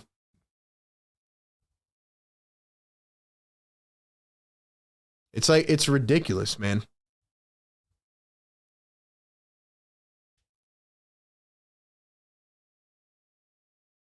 Honestly, bro. Everybody in here has every right to be mad right now. If they come back in the fourth quarter, we're going to be hype about it. That's what happens. That's why it's called a play-by-play reaction live show, because we react in real time. It's ridiculous, bro. Anyway, I got to stop just looking at the comments, man. But yeah, we are pissed off. The Sixers have given up 77 points in the first half. You're not mad at that? What do you want to do, a golf clap and pat him on the back? I mean, come on now. Another foul. Magic back to the line for 2. About to let up 80 freaking points in the first half, and we're supposed to clap for them? Get out of here, bro. I'm tired of this stuff, bro.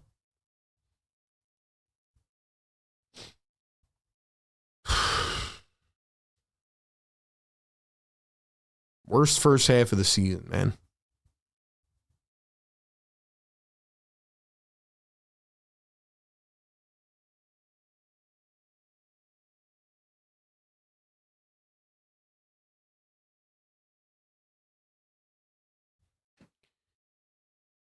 Second free throw is missed. 1:25 to play here in the second. 78-54. It's a 24-point game. Grimes around the screen, a double screen. Grimes up to Maxey. Maxey down low. Drummond puts it up. He's blocked. Gets it back. Drummond turns, wings it right to the Magic. It's stolen away. 4-on-1. Suggs the oop. Carter the finish. 80 points in the first half. 80. 80. But yeah, man, let's pat him on the back. Good job, guys. Good job. Maxey the layup gets it to fall. 80 points in the first half. No problem, right?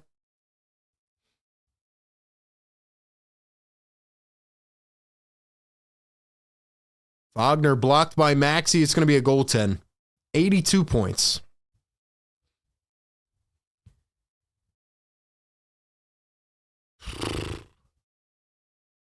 Guys, get the likes up to 300, man. We got 500 plus in the chat. Thank you for being here. Part of the Sixers Game Day live show with RB. We react the good and the bad. Maxey flies down the floor, lays one up quickly. We do this every game, man. Good or bad. Good or bad, we are here. So, welcome in. Thank you for being here, man. Oh my God, Drummond just squared up against Wendell Carter. He just squared up like he was about to fight him. And now Suggs shoves Drummond, and now they're fighting. Now they're pushing. Now Jabari Walker's pushing, and now Desmond Bane shoves Jabari Walker. This is a bad look, man. This is a bad look, bro. Drummond's clapping. Sit down, Drummond. We're getting our ass kicked right now.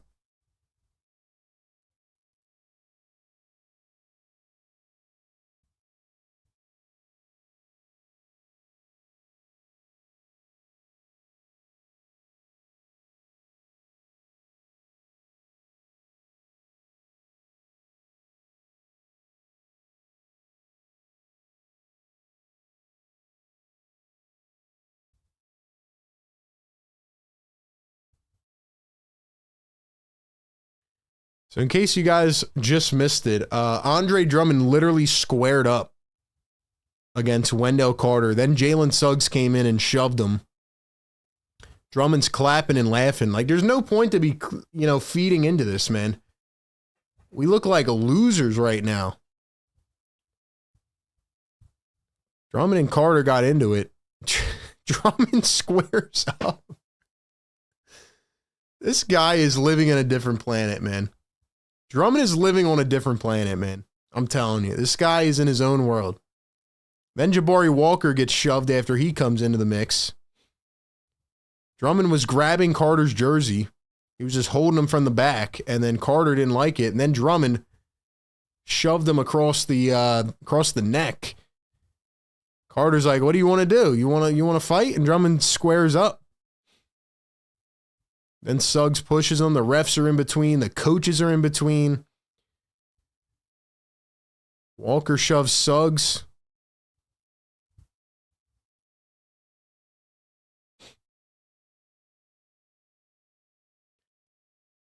I'll be honest, man. I respect Jalen Suggs for backing up his teammate, though. I respect Jalen Suggs for backing up his teammate. I just don't like Drummond clapping and laughing as if we're not down 55 points. If they eject Andre Drummond, man, we are cooked. Because then we'll have no center.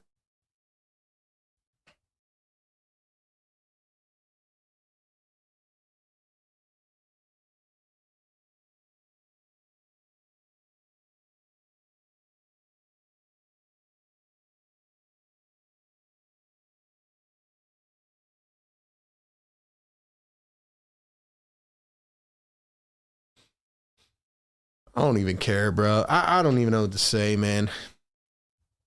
It's going to take a while. This is going to take a while. This is embarrassing, bro. I'm not even in the mood to be watching a fight.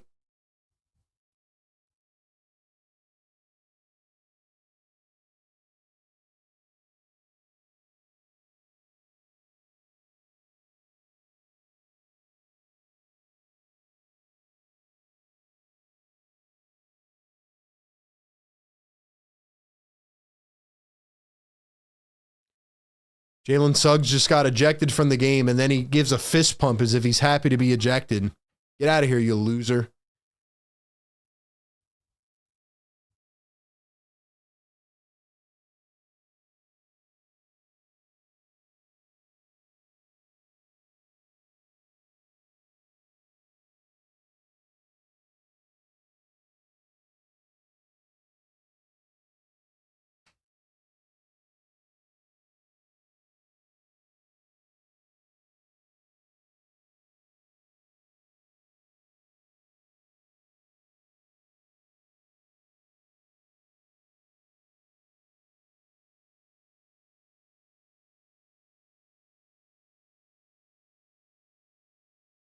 Jalen Suggs just gave a little wave goodbye as he was going out to the locker room, and then he throws his jersey into the stands.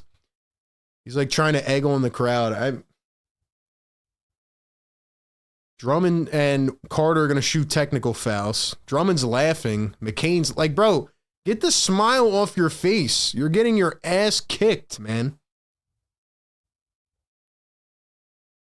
This is not funny. I don't know, man. This isn't funny to me, man. like what are we clapping about, bro? We're getting beat. This game's not going to end till 2 in the morning.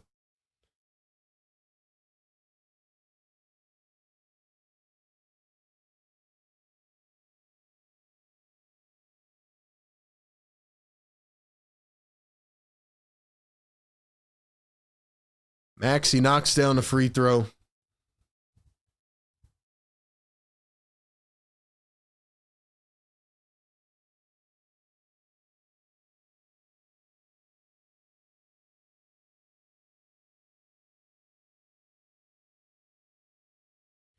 You were just defending Suggs.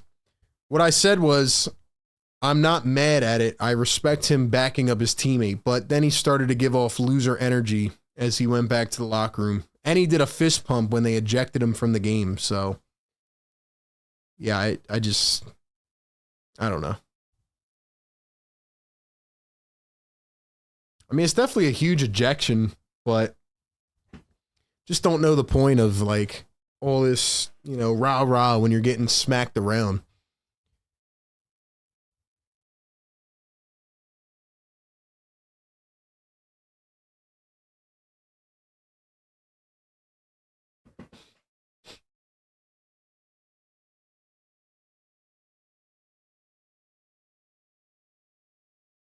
Magic are now at 83 points after the free throw.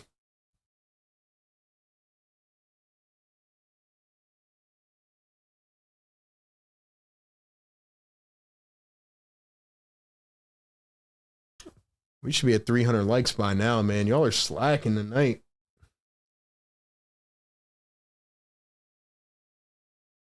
Yeah, I respect Jabari Walker too, man. He came over and did his thing. Carter going to knock down the second. 84 points for the Magic. 84, bro.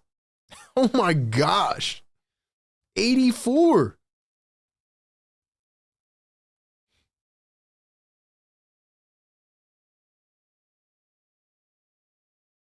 Ten seconds to play here in the first half. Maxey working against Wagner.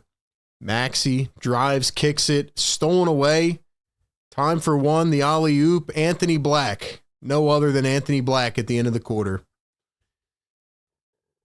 Wow. 86 points. 86.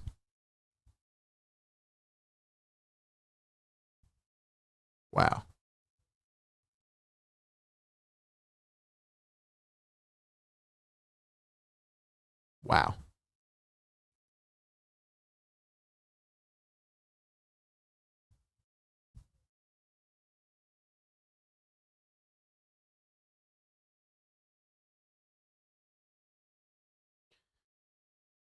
Wow, bro.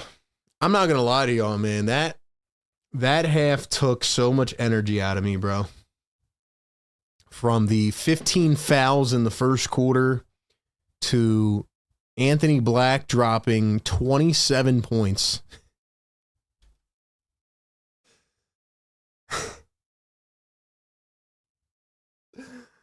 Oh my gosh, bro. Even the ladybug dipped out. Guys, drop one word in the chat to describe this game, bro.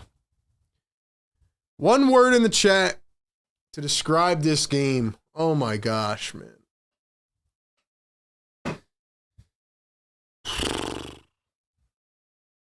Anthony Black has a career high in the first half, 27 points. He's never had more than 23 in a game. 27 points for Anthony Black. The Orlando Magic bench had how many points? 27, 36, 44, 49 bench points in the first half. Are you serious right now? 49 bench points in the first half, which is a season high for any team in any half. And the Sixers trail by 26, and they just tried to fight the other team. Yeah, that was the worst half of the season. It's not even close. It's not even close, man.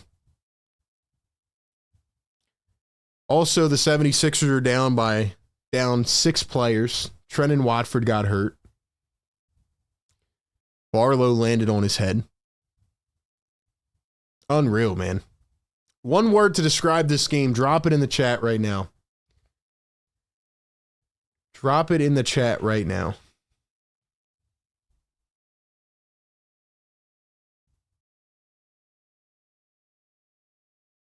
My one word of the first half is diabolical.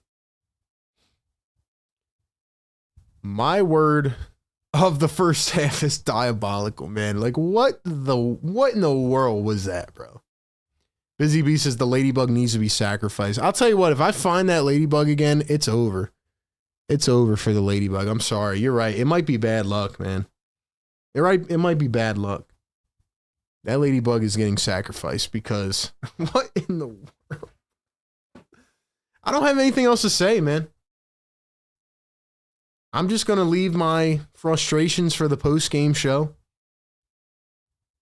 because I got nothing else to say about that half. That was absolutely ridiculous, bro.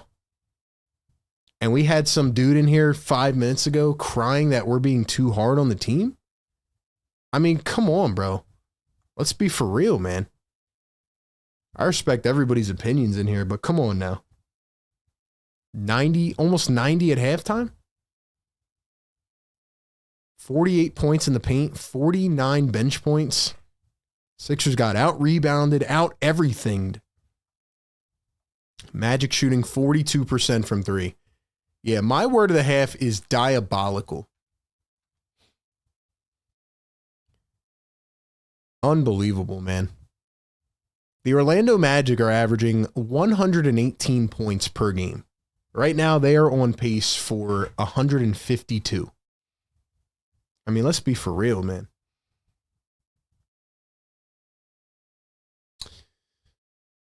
Oh my gosh, dude. I should have picked the Magic on every pick on Sleeper. I'd be a millionaire right now. I mean, who would have picked Anthony Black over? What his over was probably at like 7 points. Drop one word in the chat to describe this game. I promise I'm going to get to some of your words, and then I'm going to try to calm the depression right now because that first half was like watching a horror film in real time. So my word is diabolical. I would love to hear your words in the chat.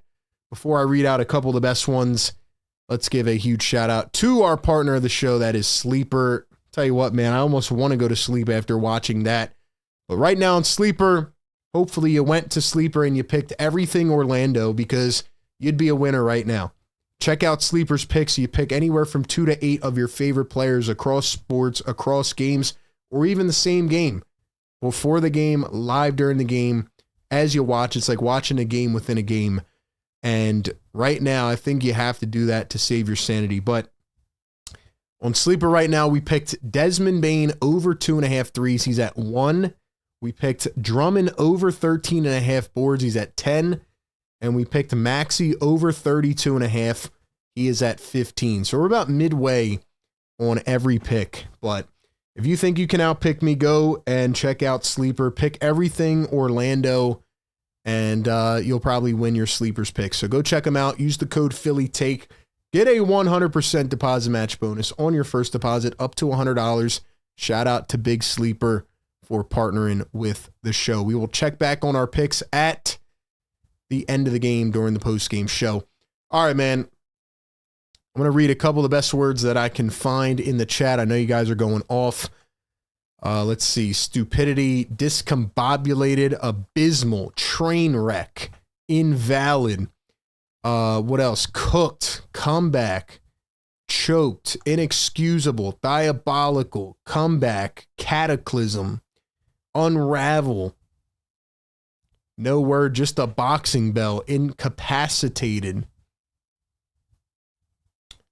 Ridiculous, horrible, catastrophe. Great words, man. Great words. Calamity. Yeah, man. I don't know, man. I don't know. I got nothing else to say about that half, honestly.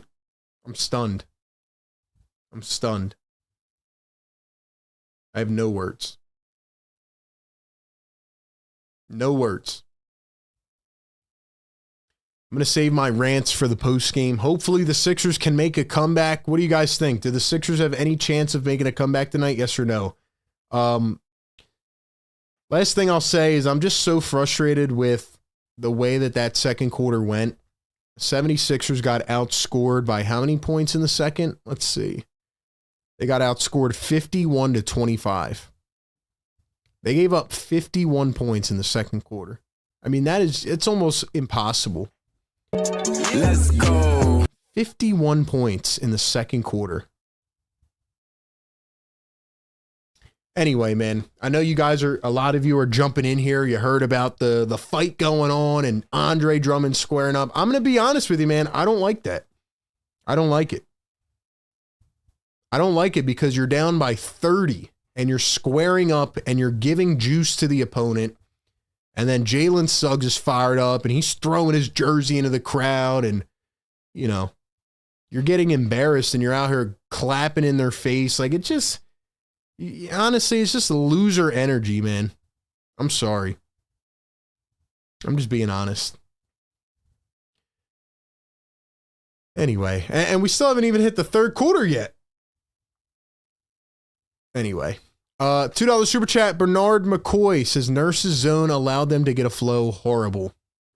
I mean, the Magic just, you're leaving them wide open, man. You got a guy named Anthony Black who's never scored more than 23 in a game. First round pick a couple years ago. He's got 27 at halftime. I mean, that's unbelievable, man. He's 10 for 14. Only the Sixers, like, this is the old Sixers who would take a guy on an opposing bench and give them their career high. Like, it's unbelievable, man. $5 super chat. Philly for life says, what up, RB? Sorry I'm late. What the hell is going on? Is Anthony Black the next Michael Jordan? How's our O&D playing? Oh my God, dude. You're just coming in? I'm going to give you some advice, Philly. And you know I love you being in the chat, man, but go take a rest, bro. Go have a drink or something, bro. Just don't even watch this game. This is abysmal. This is abysmal. Don't even watch the rest of the game. That's my advice for you, Philly. We look horrible, bro. Most points ever scored in an NBA game was 186. And that went to triple overtime. Yeah, that ain't happening, bro. RB, relax a bit. No. See, oh my gosh, bro. I'm tired of people telling me to relax, bro. I'm tired of people telling me to relax, bro. I ranted for 10 minutes in the pregame. I ranted for 10 minutes because Joel Embiid has missed 8 consecutive games. Paul George now has a sprained ankle after 1 game. And you got people in the chat telling us to relax. What are we relaxing about, bro? They just gave up 86 freaking points in the first half. Relax for what? I'm mad.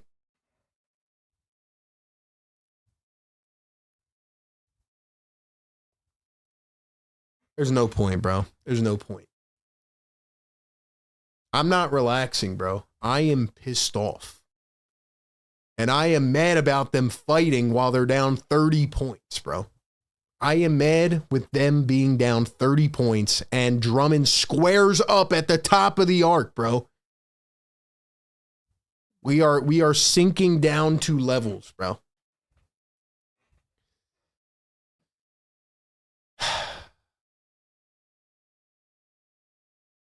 $2 super chat. Philly for life says, damn, that bad?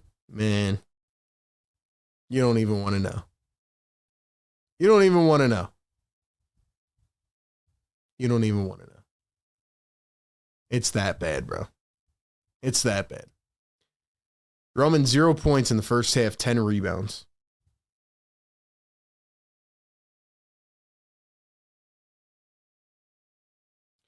Anyway, man.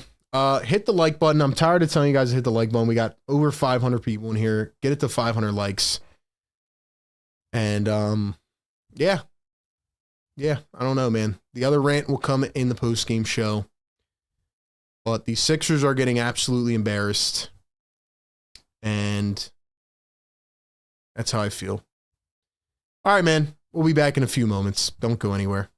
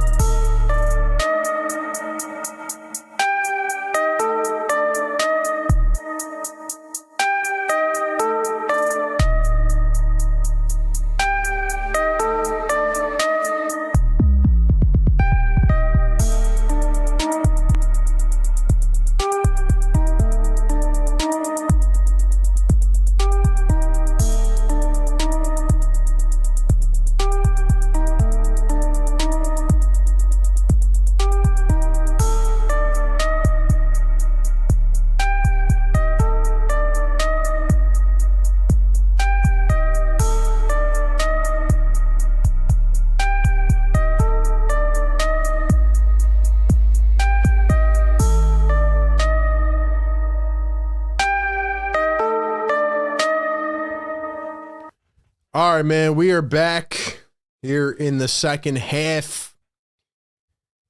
We missed a little bit, but oh well. Sixers are down by 28. Maxey, Edwards, Grimes, Barlow, Drummond. Edwards drives the lane, floats it up, lays it in. Let's see, who else scored?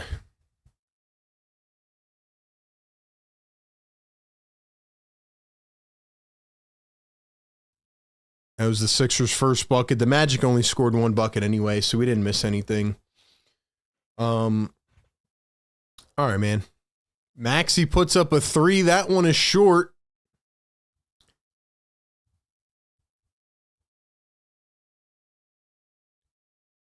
Now Edwards gets called for an off-ball foul. Welcome into the Sixers Game Day Live Show presented by National University, powered by the Sleeper app. I am your host, RB. Not going to lie, man. It's definitely tempting to turn this game off, but here we are. We are pushing through it as we always do with the best community in the world. And now Edwards is injured. He's going back to the locker room. So now Justin Edwards is injured.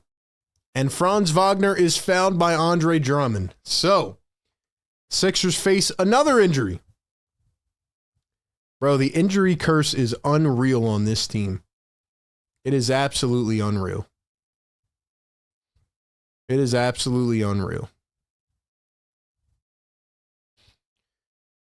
Ladies and gentlemen, how do the Sixers break the curse, man? That's what I want to know. That is the most points the Orlando Magic have ever scored in a half of basketball. 86 points. That is crazy, man. That is crazy, man.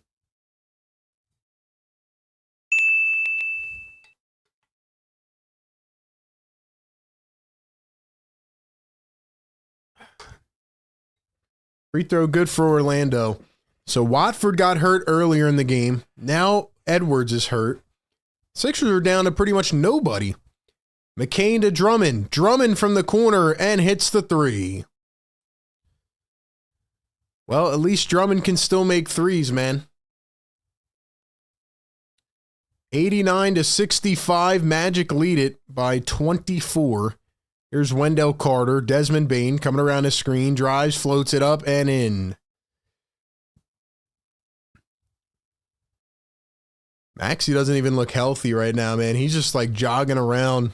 Came into this game with a shoulder sprain, playing through it. Here's Barlow, drives the lane, floats it up, and in. 91-67. $2 super chat. Philly for life says, now Edwards is hurt. Can we ever stay healthy? No, we can't. There goes Trishan De Silva with the wide open dunk. Philly, thank you for the super chat, man. Yeah, we can't stay healthy, bro. And the Sixers will never win an NBA group cup play or NBA Cup group play game in their life. Barlow misses everything on the three. Hey, at least it's not cardiac. At least for now, it's not. Bane, Carter, Anthony Black. Here's Franz Wagner. Wagner steps back a three. It's short. Rebounded by Carter. McCain dives on the floor. And Barlow has it. Here come the Sixers. Trailing by 26 points. Grimes down the lane. He drives. He lays it up and misses the layup. Point blank. Yeah, it's one of those nights, man. It's one of those nights, man. Bane steps back at two. Drummond, the rebound. Grimes going to find Drummond. Drummond going to find Maxey. Maxey smacked to the floor and a foul on Desmond Bane. Ay, ay, man. Yeah, Maxey's definitely dealing with something right now. He's definitely dealing with an injury. And they're playing him through it anyway. I mean, he's already played 26 minutes. It's ridiculous. You're going to run him into the ground, man. You're going to run Maxey into the ground. Sixers already are limited with everybody. Grimes puts up a three, left it short. Here's Trishan De Silva against Dominic Barlow. One bounces into Carter and another foul. It's going to be on Tyrese Maxey. Actually, it's going to be on Drummond.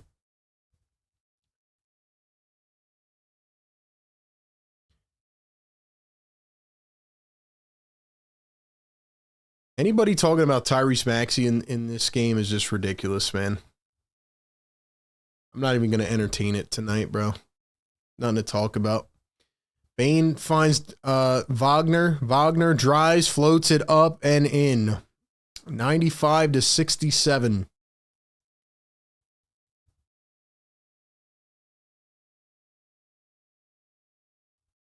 Drummond puts up another three. That one's in and out. Magic have the board. Anthony Black dribbled it off the foot of Jared McCain. It's going to stay with Orlando.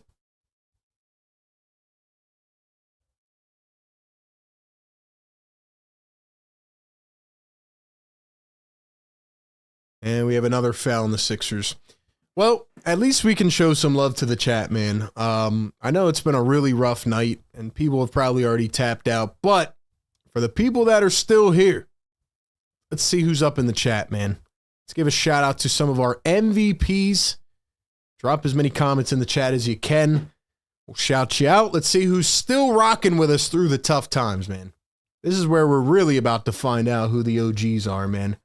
Who's rocking with us even through this miserable game?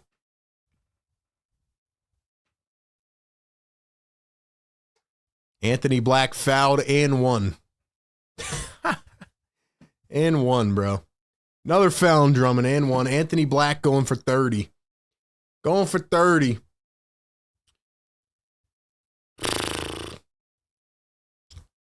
Got AJ in the chat. Nas in the chat. Busy in the chat. Dawood in the chat. Smiley in the chat. Fresh in the chat. Free throw is missed. 98-67. Big Rud in the chat. Shout out to the members, man. McCain driving against De Silva. Nowhere to go. McCain bounces it to Grimes. Grimes nowhere to go. 6 on the shot clock. Grimes a step back. Off the rim. Here come the Orlando Magic. Wagner, the drive, and the floater. And the Magic have hit 100 points here in the third quarter. Halfway through. Not even. 100-67. I can't believe I picked the Sixers to win this game, man.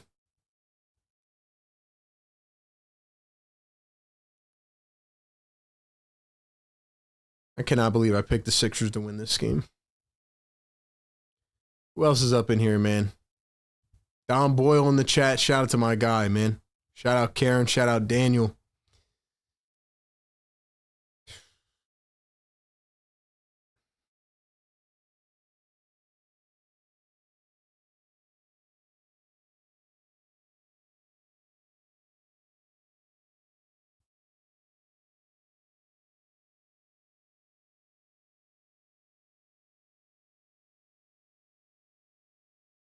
But hey, man, according to the people in the chat and, you know, the people that comment after the game with the post game, you know, hey, at least we'll have our guys in the playoffs, right? That's what everybody says. By the way, Jalen Suggs had 11 assists before he got ejected. It's pretty crazy. Shout out to the MVPs, man. Appreciate y'all being in the chat, holding it down. Vibes are somber right now. Vibes are somber. If you're still rocking with your boy, man, drop a yes, sir in the chat. Drop a yes, sir. Drop a yes, sir in the chat, man.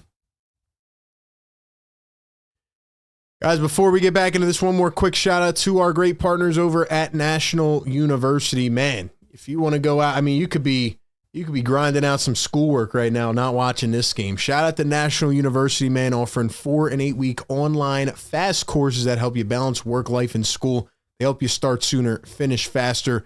They are one of the largest private nonprofit universities in the U.S. with 50,000 plus students and 250,000 plus grads with over 150 degree programs and a 50-year history of innovative learning. They give you all the resources that you need beyond the academics. They give you mentoring, career guidance, mental health counseling, and anything else you need. So check out NU. They awarded $50 million+ in scholarships last year. If you want to check out their flexible online program offerings, click the link down in the description or the live chat. Shout out to National University, where you can juggle school with everything else life has to offer. Proud partner of Philly Take with RB.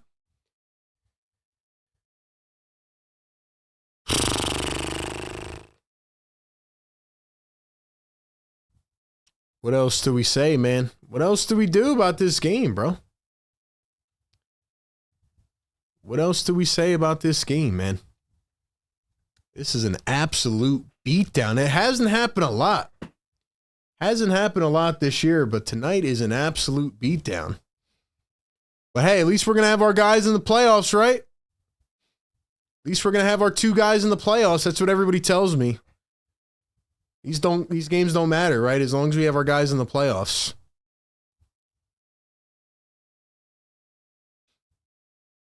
I'm just tired of injuries, man. Tired of injuries. McCain to Maxey, he turns it over. Yeah, this is one of them games, man, where nothing's going to work out.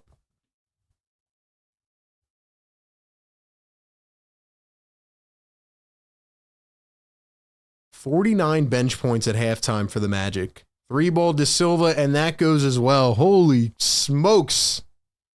We are getting smacked around right now.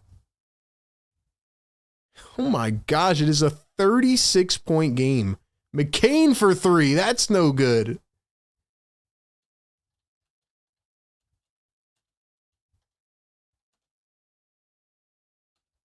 Here's Wendell Carter. Carter going to find Desmond Bane coming around a screen. Dribbles, drives, kicks. Here's a 3 from Wagner. That goes. It is now a 39-point game.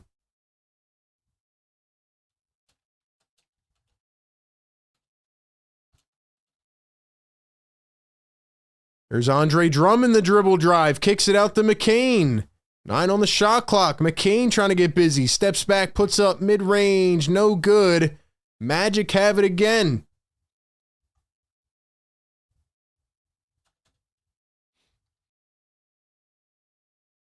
Franz Wagner, another bucket. It's now a 41-point game.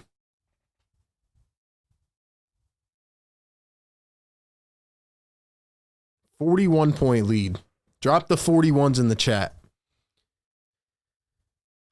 Quentin Grimes going downhill against Wagner. Goes up. He's blocked and fouled.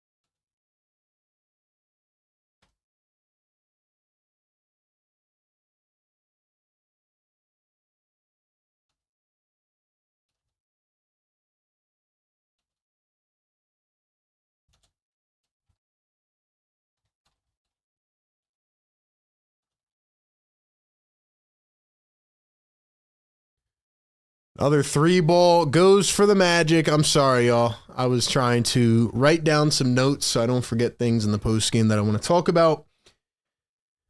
But the Orlando Magic are now 10 of 14 in this quarter. Grimes a 3, short again. Foul on Batazzi.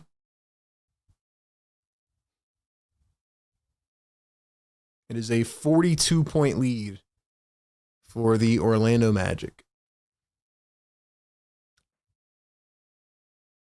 I don't even know what to say, man. Magic are playing good, though. This is going to be 7 out of 9 wins for them.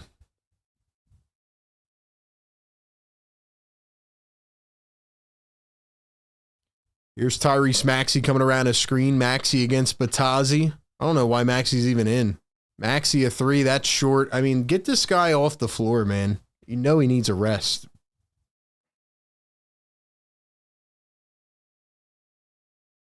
Oh, man.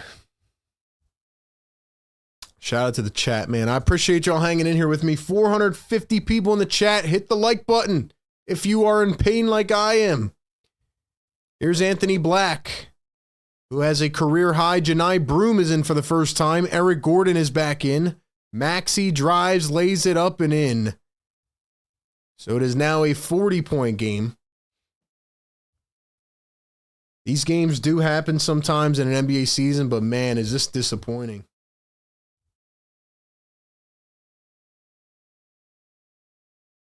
Batazi turns, fades, missed it.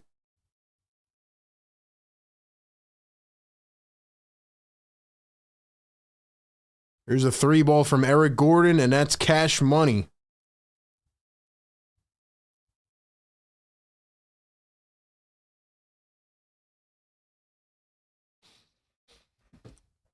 It is time to start looking up what is the biggest Sixers loss in franchise history. Anybody have a guess on that? Let's see if I can look up.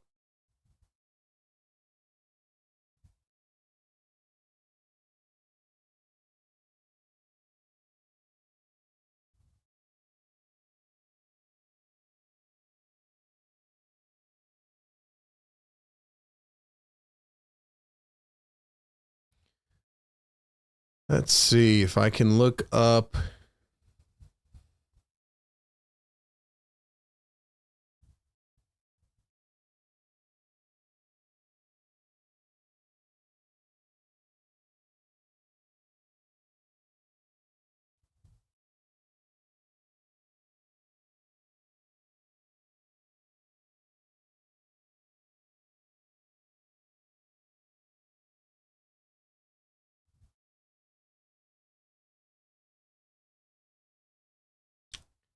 No, that wasn't a trivia question. I'm just trying to figure out what they're I have to look it up later through the thing.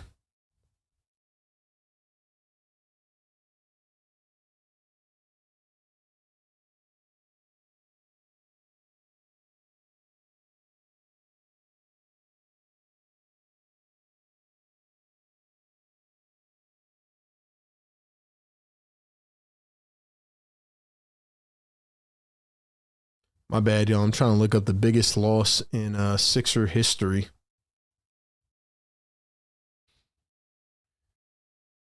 Let's see.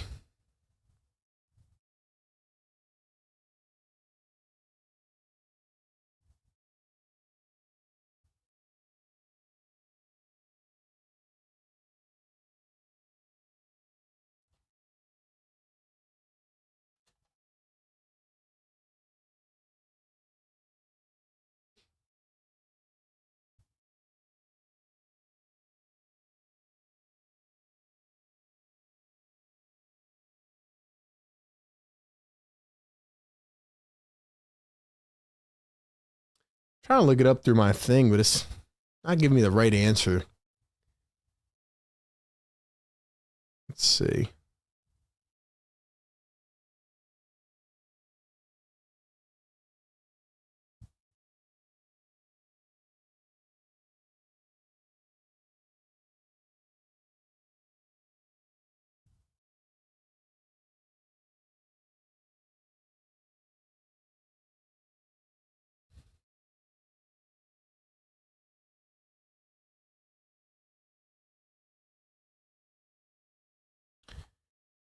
Yeah, I don't trust AI stuff, man.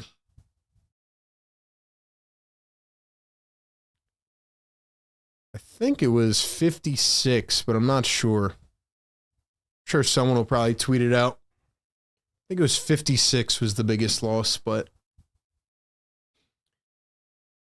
anyway, here we are, 111-74. 37-point game, and the Magic lose it. Walker up the floor. Janai Broom turning under the rim, lays it up and in.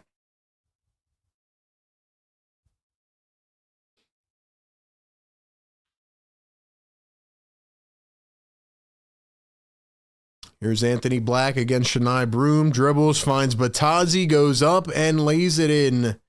113 to 76.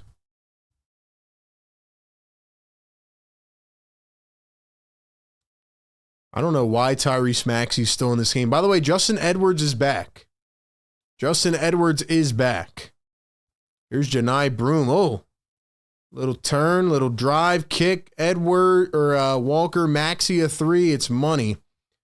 So Maxey hits a three. 34-point game now. Tyus Jones finds Wagner, dribbles in, finds Batazzi. Tyus Jones for three. It's in and out.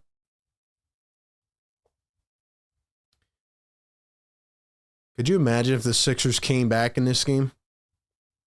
Maxey to Broom. Broom a corner three. It's way off. Walker the rebound. Lays it up and in. Rick Bennett in the chat. What's up, man? He says, how are you? I'm pretty frustrated at this game, man. Pretty down about this game. Anthony Black drives the lane, reverse lay, got it to go. If the Sixers came back from this game, I don't know what I would do, man.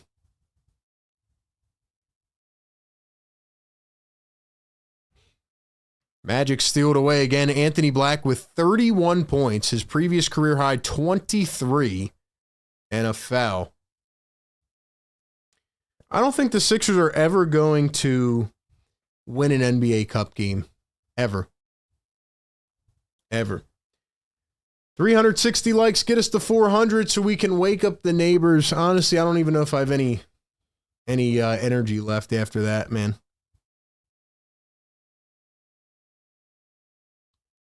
How's everybody doing in the chat, man? Who's still rocking with your boy, man? Who's still rocking with your boy? As we are sitting through this massacre. Here is Justin Edwards. Edwards dribbles into the lane, drives, floats it up, and hits. Nice bucket from Edwards, who's back in the game. 34-point lead. Here's the dribble, the drive, and another one goes for Jet Howard. Jared McCain now with the rock. Maxey finally on the bench. Hopefully we don't see him again. Walker floats one up, missed it. Broom taps it, no good.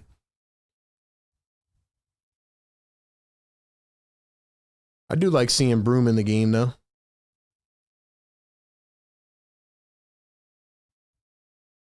Here's Desmond Bain, guarded by Jared McCain. Dribbling with the left hand, drives, floats it up and in. First overall, or 11th overall pick back in 2023 was Jet Howard. They had him and they got Anthony Black. Both of them haven't really played that well, and now they're both cooking tonight. 119.83. 15 seconds to go. Here is Jared McCain. Finds Broom. Turns, spins, floats it up, and missed it. 10 seconds to go.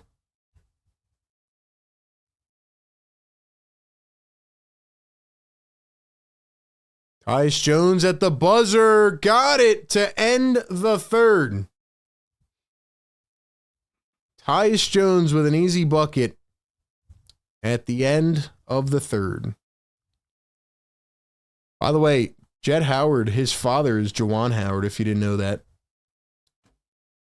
It's crazy because, like I said earlier, the Magic first-round picks are barely playing with Jace Richardson, Noah Penda, and, I mean, they have a lot of young, talented guards, man.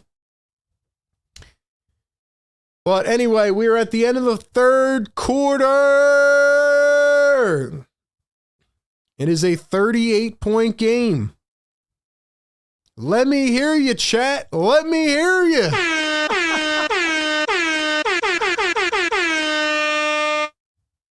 I'm going to be honest with y'all, man. This is how I felt last year. For all the people that disappeared once the Sixers got bad last year, this is how I felt every game watching the Sixers. I hope you know that. I hope you know that. This is how I felt last year watching this team. So, welcome to my world. But, it's been a while since I felt like this, man. It's actually been a while since I felt like this. What? sometimes these games do happen, unfortunately, and I think I'm more frustrated about just the injury situation as I ranted about the game before the game. I should have known as soon as I ranted before the game, it was there. Like I should have known, man. I should have known. But yeah, man, I don't know why I picked the Sixers to win this game. If they come back from a 30 or what is it? 38. If they come back from a 38-point deficit and win this game, I'll give somebody $100, man.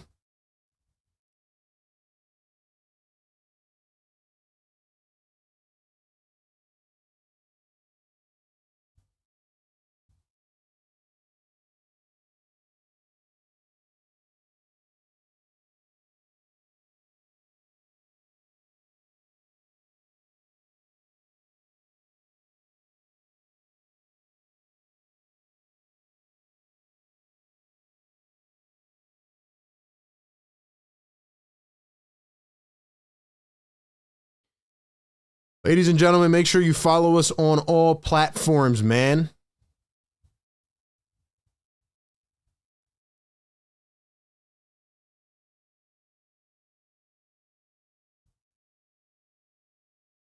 Make sure you follow us on all of our platforms. We are growing on everything.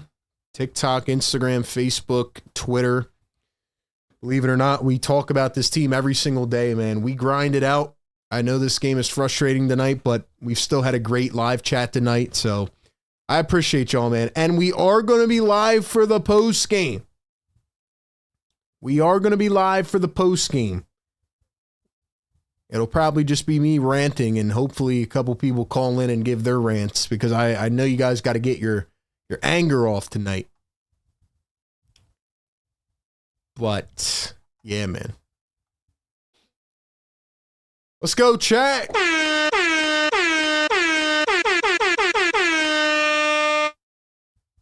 We had people complaining about the air horn. It's been a tough night, man. It's been a tough night. I'm not going to lie.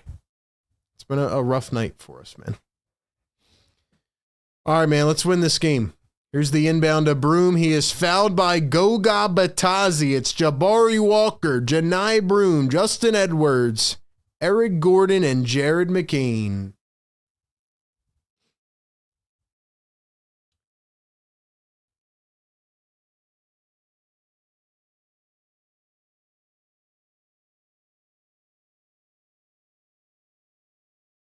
Shout out to all the members. I want to give a shout out to the members. Drop those emojis in the chat. Shout out to Banj, Daniel in the chat, Smiley, Dom. Shout out to the members, man. 59 bench points for Orlando. McCain kicks it out to Walker. Walker drives, and he is fouled. Another one on Goga Batazi.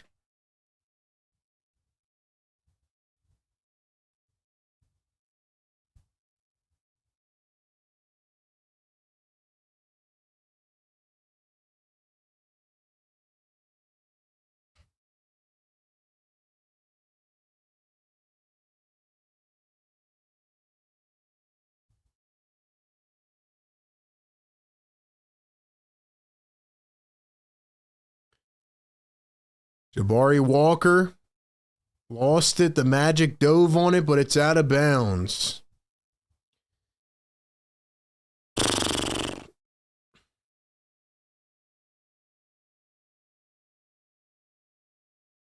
They actually called a foul on Jabari Walker. So anyway, it's going down the other end. 121 to 83.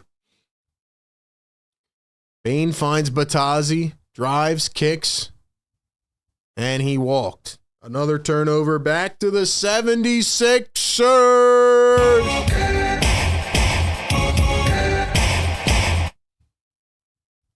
Let's go, chat. Let's get it. Jared McCain at the top, guarded by Desmond Bane. He crosses over. McCain getting busy. McCain crossing, driving, step back. Can't get it. Broom the tap. Couldn't get it to fall.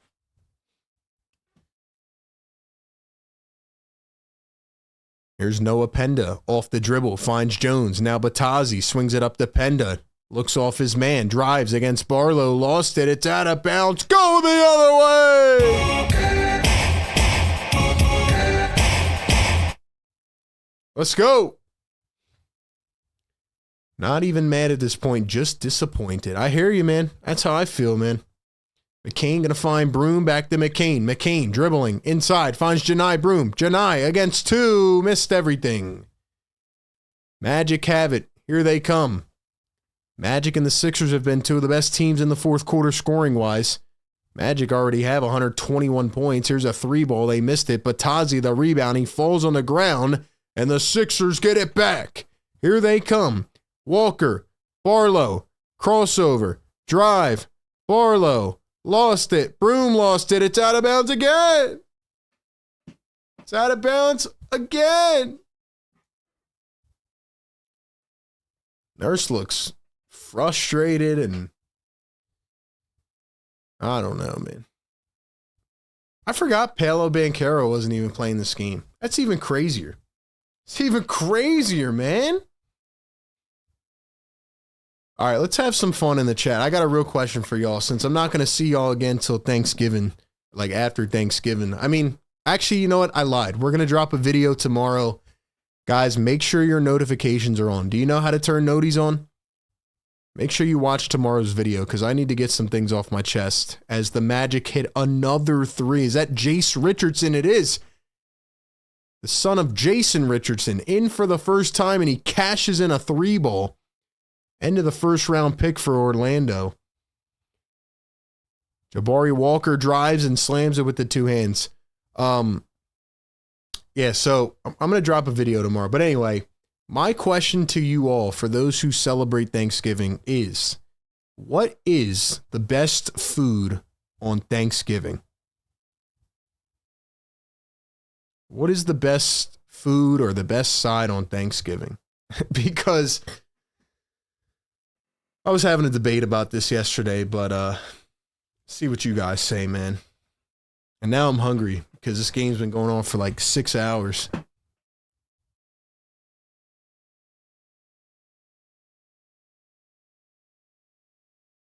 Maybe that'll be a fun little question to get us going while we sit here through the last 10 minutes of the game.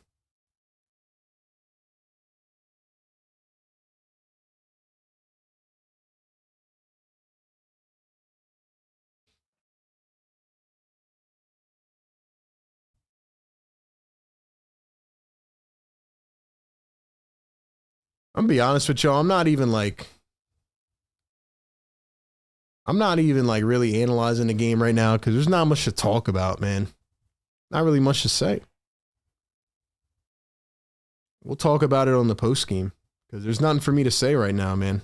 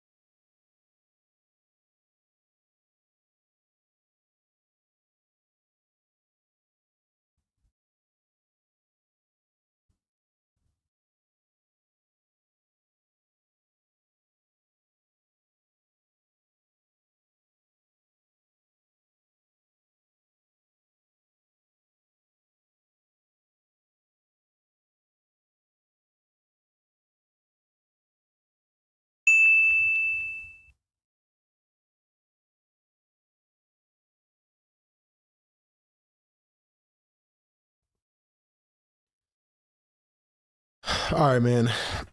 Sorry, y'all. Trivia bonus? Nah, we're not doing a trivia bonus today. This game has brought me down, man. Great answers in the chat, though. Y'all are making me hungry now, man. Let's see. Member for 11 months, Duncan says, at least we will make the news tomorrow morning. Yeah, we will. We will, just not in a good way. $2 super chat, Dakota. Thank you so much. Says Magic fan here. Y'all had injuries, but good luck. Dakota, salute to you, man. Thank you so much. Appreciate the support. Yeah, I mean, the Magic had injuries too. Sixers had a lot of injuries, but this is one of those games of the NBA season where you just get absolutely destroyed and there's nothing you can do about it, man. So I appreciate that. Barlow slams it down the other way.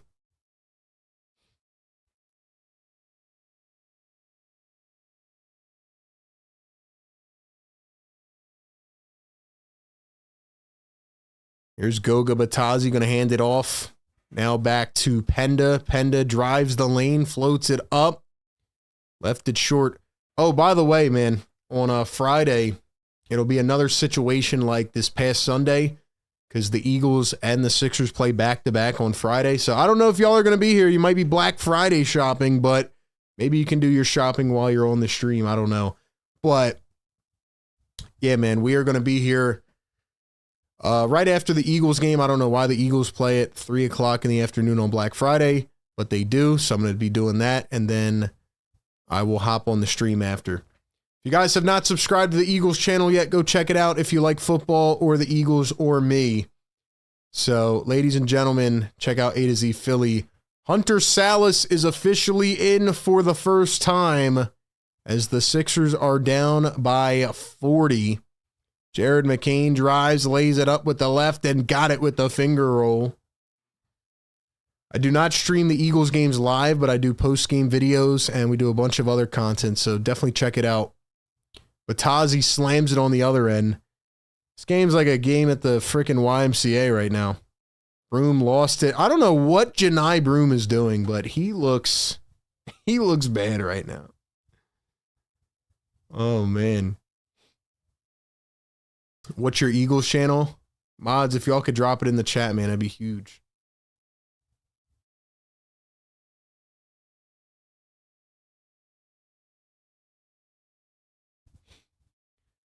Noah Penda lays it up again, and another bucket for the Orlando Magic. It's a 42-point game. Don Barlow going to drive, step over, floats it up, and left it short.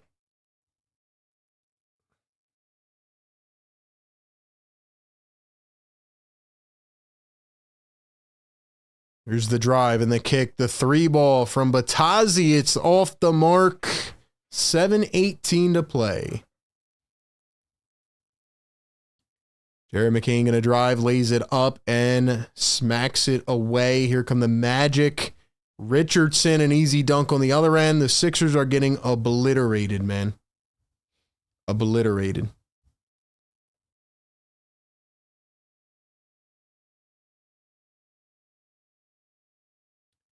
Here's Jared McCain working against Noah Penda. Dribbles, drives, steps back. Here is Hunter Salas. Salas, the dribble. He lost it. Magic have it again. Magic might score 150, man. I wonder what the Magic's franchise career points in a game is. Let's see if I can look that up real quick.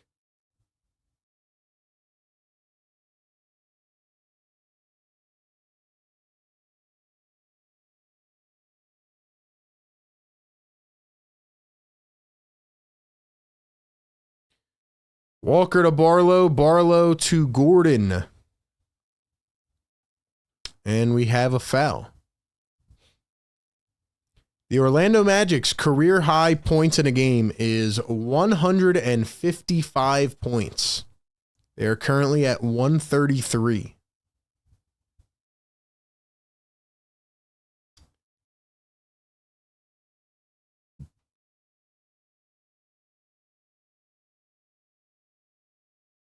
Busy says, this is so deflating. Hey, man, shouts to the chat. We're still in here rocking, man. We're still in here rocking. 44-point game. And another foul on Orlando.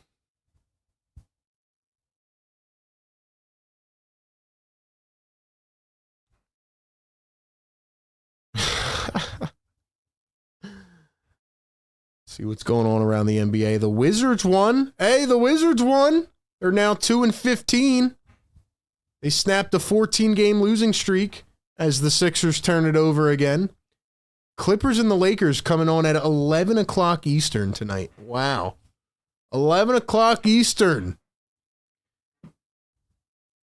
Can watch the Clippers get waxed by the Lakers. Here's Noah Penda dribbling, driving, spins. Penda the other way into the lane, dumps it.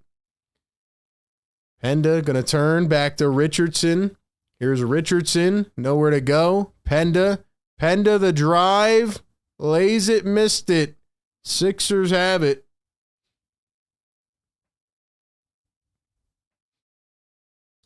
Broom drives the lane, floats it up, and he missed.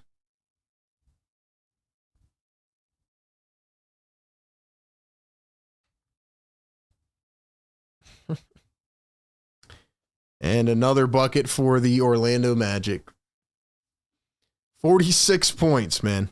46. Gordon drives, floats it up and in. Magic are 21 points away from their most points ever in a game.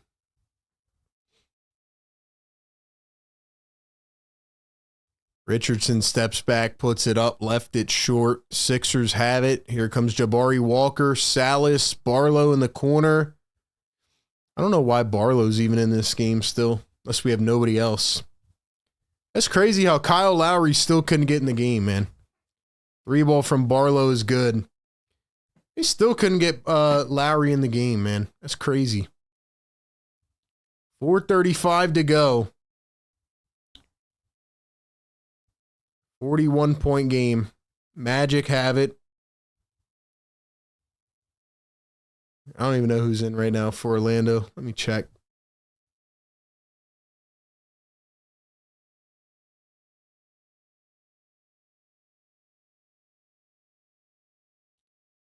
Orlando Robinson is in for Orlando. Jamal Cain is in. Jed Howard and Jace Richardson with Noah Penda. Here's a layup missed by Orlando. Barlow goes barreling into Richardson, and it is going to be the Sixers ball, I think. Maybe not. Guys, stick around after the game for the post-game live show. We're going to react to this game, take your phone calls, and break it down. Don't go anywhere.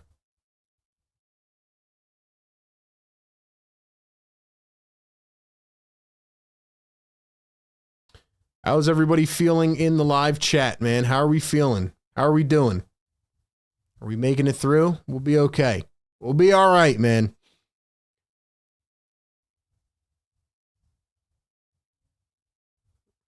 Hold on, I'll be back in 30 seconds. Let's hear a word from the partner of today's show. Meet my better half. National University supports all her ANs.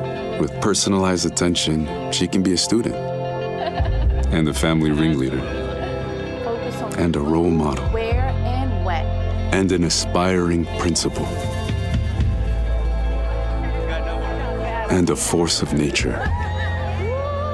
She's an Ander. National University, supporting all your ANs.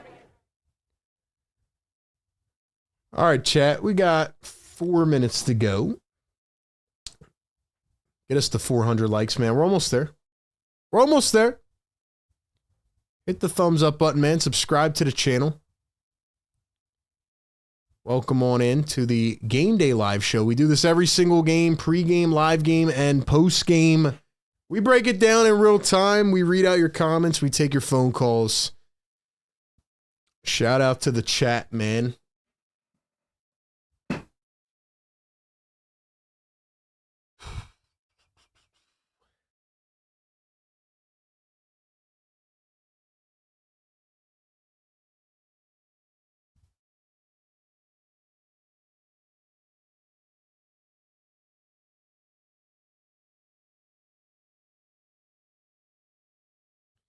I'll be honest, man. This is one of them games. This is one of them ones. Apparently the Sixers crowd right now is chanting, "We want Kyle." "We want Kyle" is what the crowd is chanting. I mean, this is ridiculous.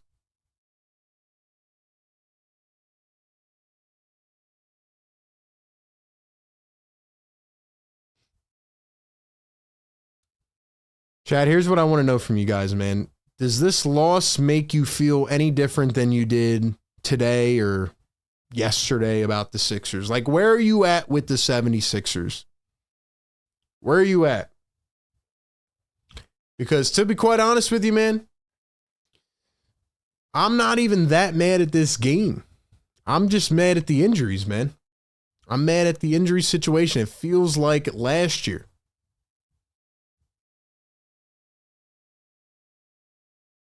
That's how I feel, man. Guys, this is a great time to go follow all our socials, man. Check us out everywhere. Support us on all platforms. Put the little social thing up here so you can see the handles. Yeah, Philly Sportsman is on a bad run these last few days, I'll tell you that. This is deflating. Absolutely deflating, bro. And for the people that are going to come in after the game and leave comments after the postgame show and be like, "Oh, you know, this is why you guys should want Joel Embiid on the floor and this is why they need Joel Embiid." Yeah, we do need Joel Embiid. We need him on the freaking floor, man. Otherwise, we're going to keep seeing games like this. And I don't know if he's ever going to be back on the floor. But this is why, man, we have so much potential with this channel, man. Like, last year we streamed a ton of playoff games. We are going to be fine regardless, man. We're going to have fun this year, however it comes. Edgecombe being out hurts the team, says Fawn. Yeah, I mean, VJ's another important piece, you know. Here's Hunter Salas going to find Janai Broom. Eric Gordon to Broom inside, floats it up and couldn't get it. Broom is now 1 for 8 from the field. And to be quite honest, man, Sixers just have a bad injury curse, bro. They just can't shake it. They cannot shake the injury curse. But also, I mean, Paolo's not even playing for Orlando. They've won their last, 4 out of 5 without Paolo? So they're just playing well without him right now. Here's Hunter Salas. Sixers trail by 41. Doesn't look like the Magic are going to get close to that record of 155. Broom lost it again. Man, now I see why they're not playing Janai Broom.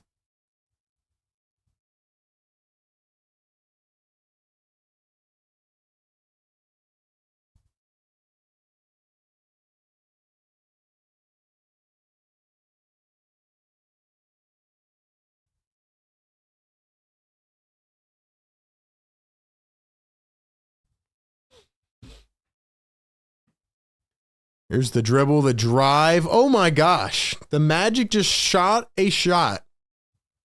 It rolled off the guy's wrist. It hit the back of the rim, went off the top of the backboard, and went back in.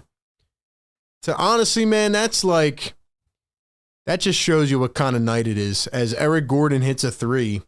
Sixers are now at 97. It's a 40-point game again. Will they get to 100? Will they get to 100?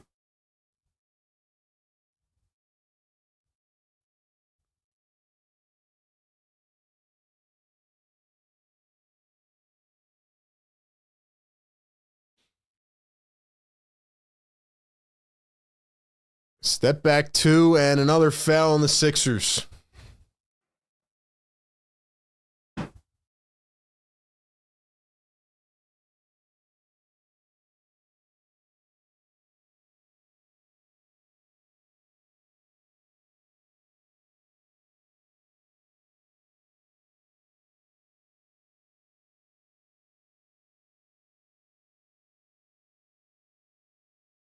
I'm starting to wonder why they drafted Janai Broom in the 2nd round.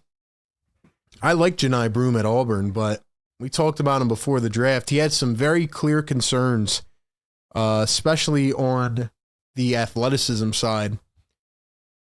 And I don't know why they drafted Janai Broom. Like, why even use a second-round pick to get him? Good college player, but I don't know if it'll translate to the NBA. Here's Jet Howard again. That 3 is off. 139 to 99. Jabari Walker dribbles, and he lost it. Another turnover. How many are we at now? Jace Richardson tried to poster Hunter Salas, and he was fouled. Jeez, man.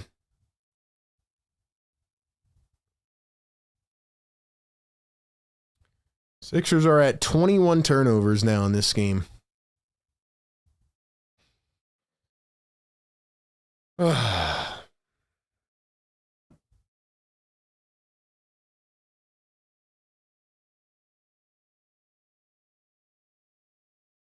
First one good. The Orlando Magic have hit 140 points as we are nearing the end of this game. We are going to be live right after this for the post game after we set it up.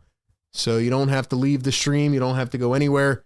Make sure you stay tuned in. I have some rants to get off my chest. I feel like I've been like building up for the post game show. I've just been kind of chilling in this second half because I got some things to get off my chest. But Barlow going to turn, fade away, missed it. Gordon to Walker. Walker up and in.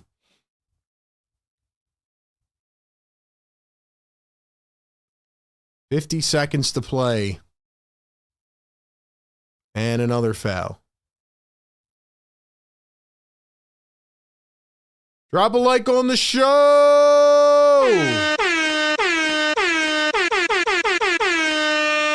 Wake them up! I blame the neighbors. Where's that ladybug at, man? That ladybug shows its face. I don't know where it went, but...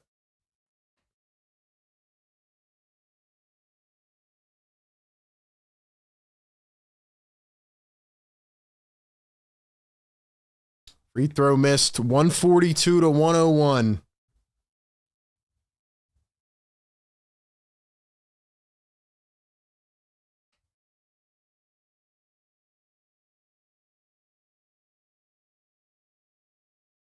Jabari Walker goes up, missed it. Janai Broom puts it in. Attaboy, Broom.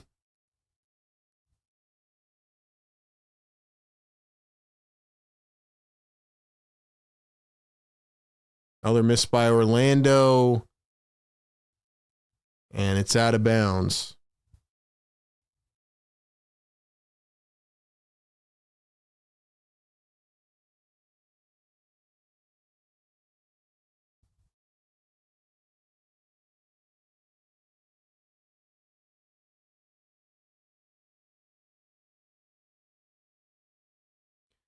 Magic try to put back with 8 seconds to go, and now they're fouled. I mean, come on, man. Come on, man.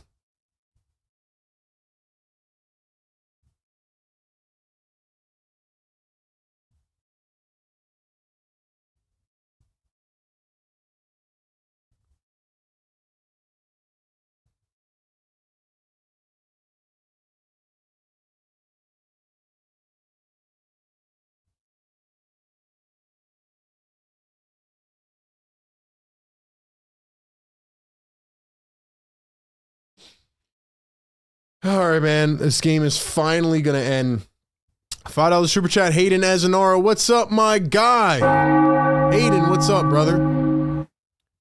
As the Sixers get blocked at the end of regulation, Hayden says, I wonder what Tyrese is thinking. He has to be frustrated. Max players are not playing. How do you sprain your ankle on a minute restriction? That is a fact, Hayden. How does that happen? Also, the Magic being very...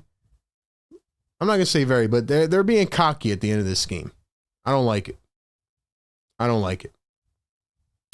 But anyway, man, the 76ers finally end the worst game of the season by far. It was never close. There was never anything to be excited about.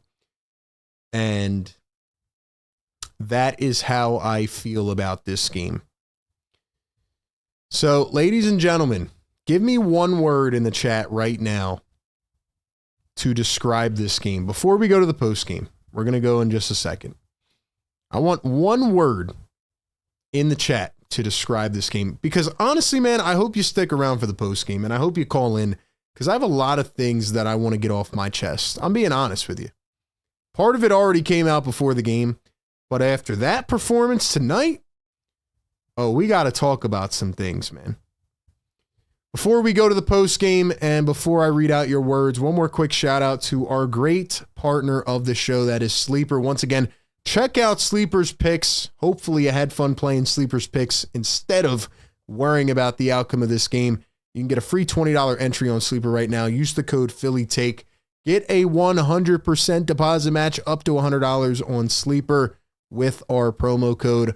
We picked Andre Drummond over 13.5 boards. He went for 12, and he did not play the last 20-something minutes of the game. We went Tyrese Maxey over 32.5. That did not happen. He finishes at 20. And we took Desmond Bane over 2.5 threes, and he had 1. So we went 0 for 3 in this game. Just a miss all around tonight. If you think you can pick better than me, and if you picked everything Orlando, shout out to you. Shout out to Sleeper's Picks, man. Use the code PhillyTake.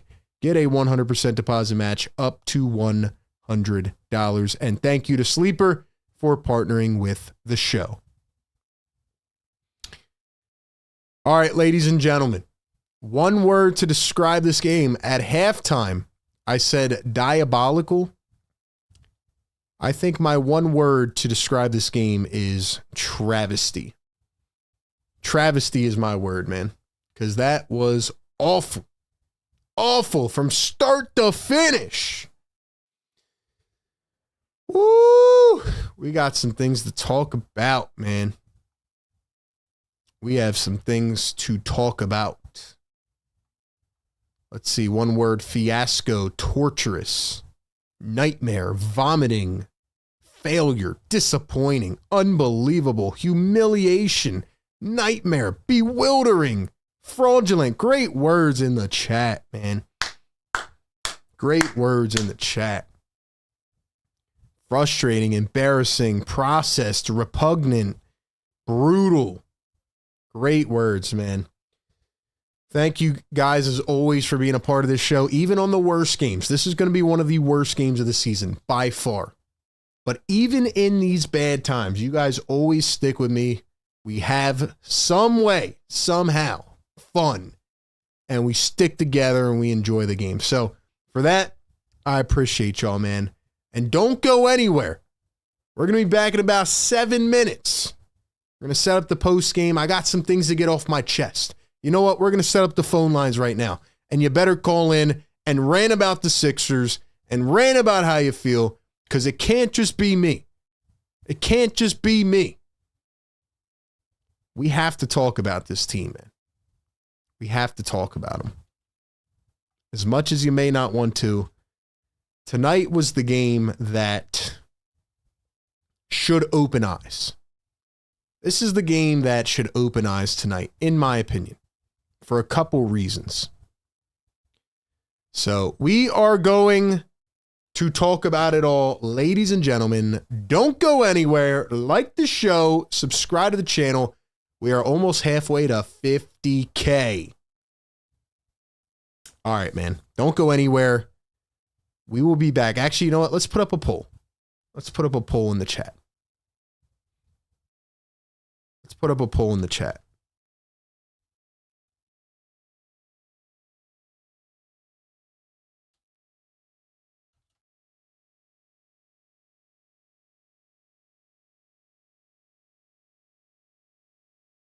Let's see.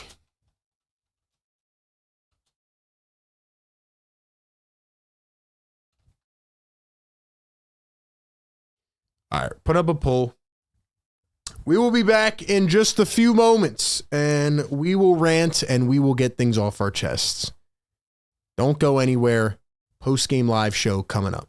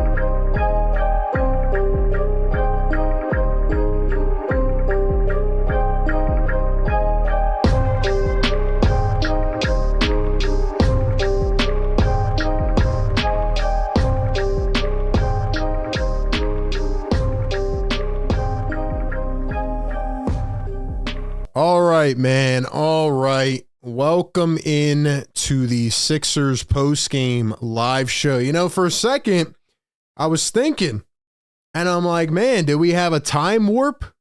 Are we back in last year's postgame mode? Last year's postgame rant? Because honestly, this felt like the closest thing to last year since last year. There are games like this that happen throughout the course of an NBA season. There are games where you don't have your touch, where you don't have your guys, where nothing goes for you and everything goes for the other team. And part of that did happen tonight. But my frustrations are really based upon a couple different things. So I want to rant about one. I want to rant about the next. And then I'm going to say my piece. And Thanksgiving will be here in a couple days. And then the Sixers will hopefully bounce back against the Brooklyn Nets on Friday. And I want to hear your thoughts. So call into the show, 339-207-7171, or hit the link pinned in the chat and join the Discord. This is the Sixers postgame live show presented by Sleeper. And ladies and gentlemen, every game this year has been based on cardiac moments in the fourth quarter. We have made a joke of it here on our game day live show because we react in real time and we watch the games. But for once, they didn't give us a cardiac game. Now, on the flip side, they got absolutely blasted. The 76ers, and if you're watching this or listening on podcast platforms, turn it off unless you want your ears to bleed. No, I'm just kidding. Share and rate and subscribe to our pods everywhere you get your podcasts. Anyway, the 76ers get absolutely ripped apart, 144-103. This game was not close after the tip-off of the second quarter. The 76ers came out in this game, and believe it or not, they actually had a lead. Oh, they had a lead in this game. You remember that? In the first quarter. And the Magic came back. They tied it 35 apiece. They went on a quick 7 or 8-0 run at the end of the first quarter, which, by the way, started at, I think, 8:12 Eastern. The first quarter was not over until almost 9 o'clock. So shout out to the NBA for trying to play up this NBA Cup group play, and you're doing all these fancy lineup introductions. Oh, it was so beautiful. I bet half the people turned it off at halftime. Anyway, back to my rant. The 76ers were tied at 35 at the end of the first quarter. And then the second quarter comes around. And the 76ers turned into 20-24 76ers. Now, we can analyze this game in so many different ways. Here's the fact of the matter. The Orlando Magic scored 51 points in the second quarter. Anthony Black, who was a top 6 pick a couple years ago, who has been labeled as a bust by a lot of people, although he's been getting better, comes out and has a previous career high of 23 points. And he had 27 points at halftime. Are you serious? Everybody for the Magic was shooting lights out. The Sixers had no transition defense. They did not guard shooters. You're going to a zone. You can't stop a nosebleed. The 76ers had absolutely no defensive strategy or effort or will in this game. It was quite embarrassing. And ladies and gentlemen, the Orlando Magic posted their most points in any half in franchise history. They had 86 points at halftime. They had the most bench points in any half this season by any NBA team with 49. Anthony Black turned into Steph Curry. And you look at the 76ers, I mean, all these guys are out. Then Trendon Watford goes down. Then Justin Edwards gets hurt. It's like they had a curse. And you know what? The Sixers did it to us again. And the worst part about this game, as you're down 5 million points in the second quarter and you give up 51, is that you have Andre Drummond squaring up. I'm not even joking, squaring up at the top of the arc after grabbing someone's jersey and getting into it. Then you have a Jalen Suggs push. He gets ejected. He's trying to fire up the opposing crowd, and he's walking off on some great victory tour. Jabari Walker's coming over to push, and guys are laughing. They're clapping. Andre Drummond is in a different universe, and it just goes to show that the Sixers never had any chance in this game. Honestly, it felt like a display of loser energy in the second quarter. I mean, you're getting your butt handed to you, and you're out there laughing around and clapping like it's some big old, fun game with the Magic. The Magic are cocky, and they showed that at many points in this game. And honestly, they deserve to be tonight because they punked you, and you're acting like it's some funny thing. So I know people are going to probably say, oh, well, that second quarter was like a good boost and, the energy was going, the crowd was into it. I don't want to see that. I don't want to hear it. I thought it was quite embarrassing that you were down however many points at the time and you're trying to get into it with the Magic, and it just resulted in nothing. It resulted in absolutely nothing. So anyway, we get to the second half. The 76ers are down by 26 at halftime, and they never looked back. The Orlando Magic were 12 points away from their career high as a team. I mean, they absolutely stomped you, and that was the end of the game. Now, before I wrap up all of my thoughts, I want to talk about the other thing that is pissing me off. And I went on a whole rant in the pregame show, but I know a lot of people didn't hear it. So I have to talk about it again. It must be said.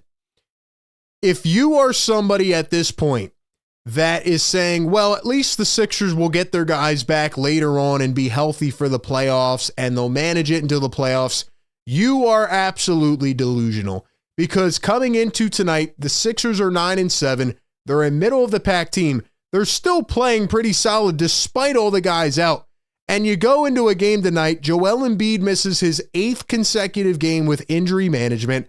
Paul George has played a couple games and now he has an ankle sprain. Kelly Oubre's out for a couple weeks. Adem Bona continues to miss games with his ankle injury. VJ Edgecombe misses another game with calf tightness because, like I told you earlier, Nick Nurse is going to run him into the ground.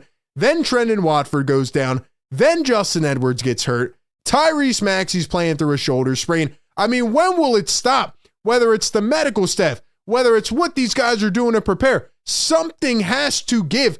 This team has an injury curse, and tonight has to be the wake-up call. This is the wake-up call. If you don't get your guys healthy on the floor, there is absolutely no chance of doing anything this year, and if you wait too long, you're going to wait till it's too late. Simple as that. I mean, this is ridiculous. Barlow falls on the ground and almost gets a concussion. How many times do we have to go through this? That is why this felt like last year. We keep saying, oh, well, the team has all this potential when they get on the floor. Are we ever going to see it?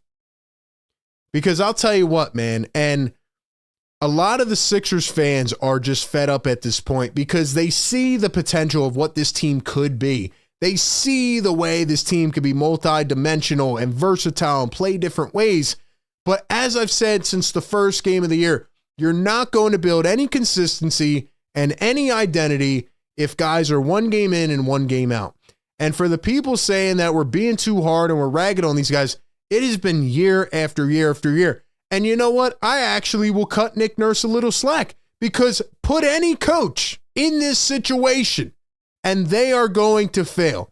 Nick Nurse has to continue answering questions every single night about what's going on with information he doesn't have from the medical staff. And you know what? Other coaches may do a little bit of a better job than Nurses right now, but guess what? It doesn't matter. The Pacers are 2-15 because their main guy is hurt. They were in Game 7 of the finals last year. It is as simple as that. I can't really ask much more from Nick Nurse. The team needs their damn squad on the floor. And that's my rant on it. I'm tired of it. And if they're not going to get these guys back, blow it up. And here's one last thing that nobody is considering.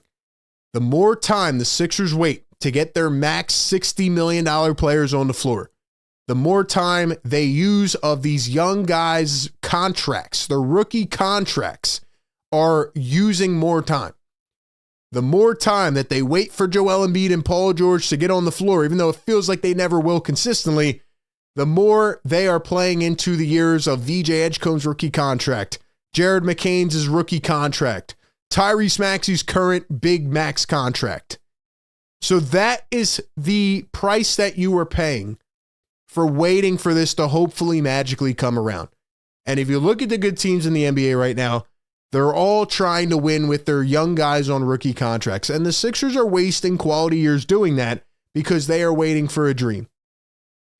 And I love Joel Embiid and I love these guys, but you know what? Enough is enough, man. If you're not going to be on the floor, and I know we're only 16, 17 games in now, but now the 76ers are sitting at 9-8, and it is inexcusable. And everything is just injury management and injuries, and I'm just tired of it. I'm tired of it. Maybe I'm wrong for saying that, but I've had enough. I've had enough.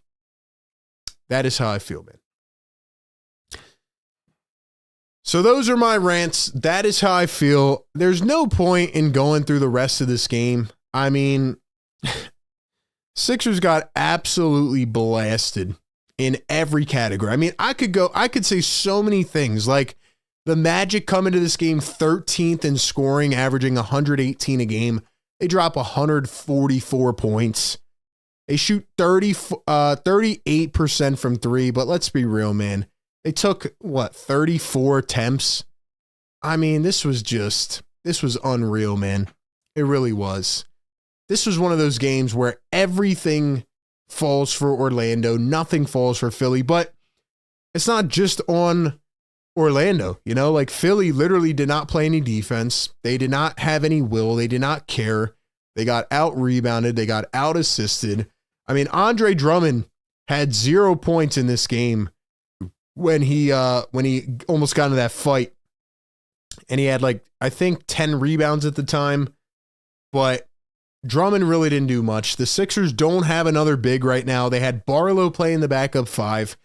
They bring Janai Broome in, and I think we see why the Sixers are not playing Janai Broome, because he obviously is not ready for the moment. I don't know if he ever will be. He went 2 for 9 off the bench, and he also turned the ball over and just made bad decisions. I mean, why did the Sixers even draft him in the second round? You needed a guy that was going to help produce for this team. I mean, it got so bad at this point in the game that people are literally chanting in the year 2025, we want Kyle Lowry.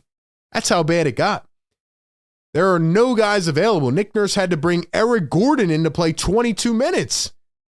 So it just starts to feel like we're inching more and more towards 2024. And if the team's not going to be healthy and we're going to get these bogus reports day to day, what's the point, man? What is the point? A positive tonight, I thought Edwards looked good until he got injured, and then he came back, thankfully. Tyrese Maxey had 20 tonight. There's nothing he could do. If you're blaming Maxey, I mean, you got to wake up, man. There's nothing Maxey can do with this squad. It's why he should be in the MVP convo more, because you take Maxey off this team right now, I don't know how many wins they would have, but it would not be many. And then VJ's hurt. I mean, the Sixers are just banged up in every way, man. And you can see the stress getting to Nick Nurse. He's frustrated. He's tired, man. He's tired, man. He's pissed. Nick Nurse was asked tonight if he thought the fans left the game feeling like the team had worked hard, because that's what he said at the end of training camp. He said, every night I want the fans at the Xfinity Mobile Arena to leave the game feeling like the team worked their ass off. And this is what he said. Obviously, you know that didn't happen. You watched the game. We didn't play well enough or hard enough or get back enough. Absolutely did not happen. It's what I alluded to.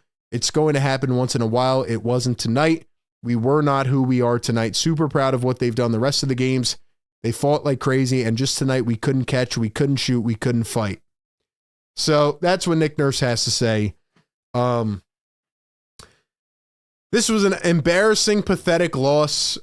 Every which way you try to draw it up, this was just so bad. I mean, there's a bucket in the fourth quarter where the Magic's, I forget who it was, maybe it was Jet Howard or someone, literally pushed his arm forward The ball rolls off his wrist. It hits the back of the rim, goes up off the backboard, off the top of the backboard, and then falls in. Like, that was just the type of game this was, man. Everybody was pitiful. Quentin Grimes, 1 for 9, 0 for 4 from 3. Drummond, 1 for 6. I mean, it was ugly, man. Ugly. Meanwhile, the Magic just couldn't miss anything. Whether it was Desmond Bane or Franz Wagner with 21. They bring in Penda off the bench. Anthony Black with 31, a career high. Jett Howard. I mean, how many bench points did they finish with, actually? Let's see. They had 21, 31, 62, 75, and 82. They had 82 bench points tonight. That has to be a record, man, or close to it. 82 bench points? That's insane, man. 82 bench points for Orlando. That's wild. And they got cocky. And at the end of the game, they're swiping the ball away. They're smacking it, blocking it. It's like, you gave this team way too much life tonight. You gave them way too much joy. And, they just ran with it.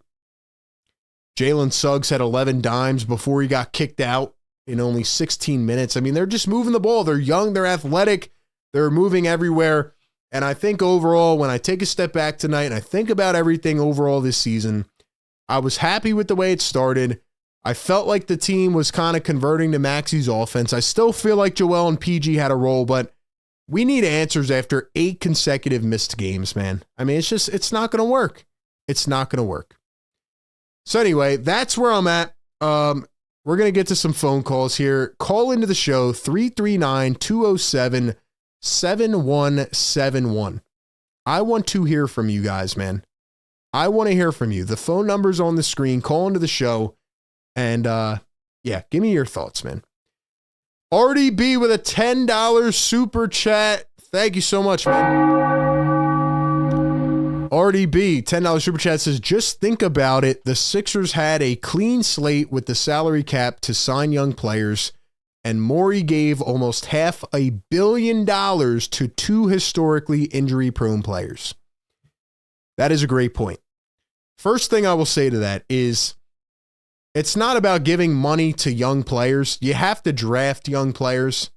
And as we're seeing now with the current day structure of how the CBA is and how teams are playing, you want to really hit on like 2 or 3 main young guys while they're on rookie contracts, right? That's how you want to balance out the squad. Now, when you look at what they've done, drafting Jared McCain and VJ Edgecombe and guys like that, you have good players on rookie contracts. But to your other point, you're absolutely right. And I know everybody's going to look at the Paul George thing, and yeah, he can't stay healthy. He is not in a good spot. But what I'll say about the PG signing is, for me, it made sense at the time because he came here to be the third option, to be that last guy. Now, maybe it overpaid him a bit, but sometimes you have to do that with free agents. But I will continue to stress that the Joel Embiid extension made absolutely no sense. And I say that as one of the biggest Embiid supporters, as you all have known for a while. And there's people out there that will say, hey, Joel gave his loyalty to the organization. He deserved the money.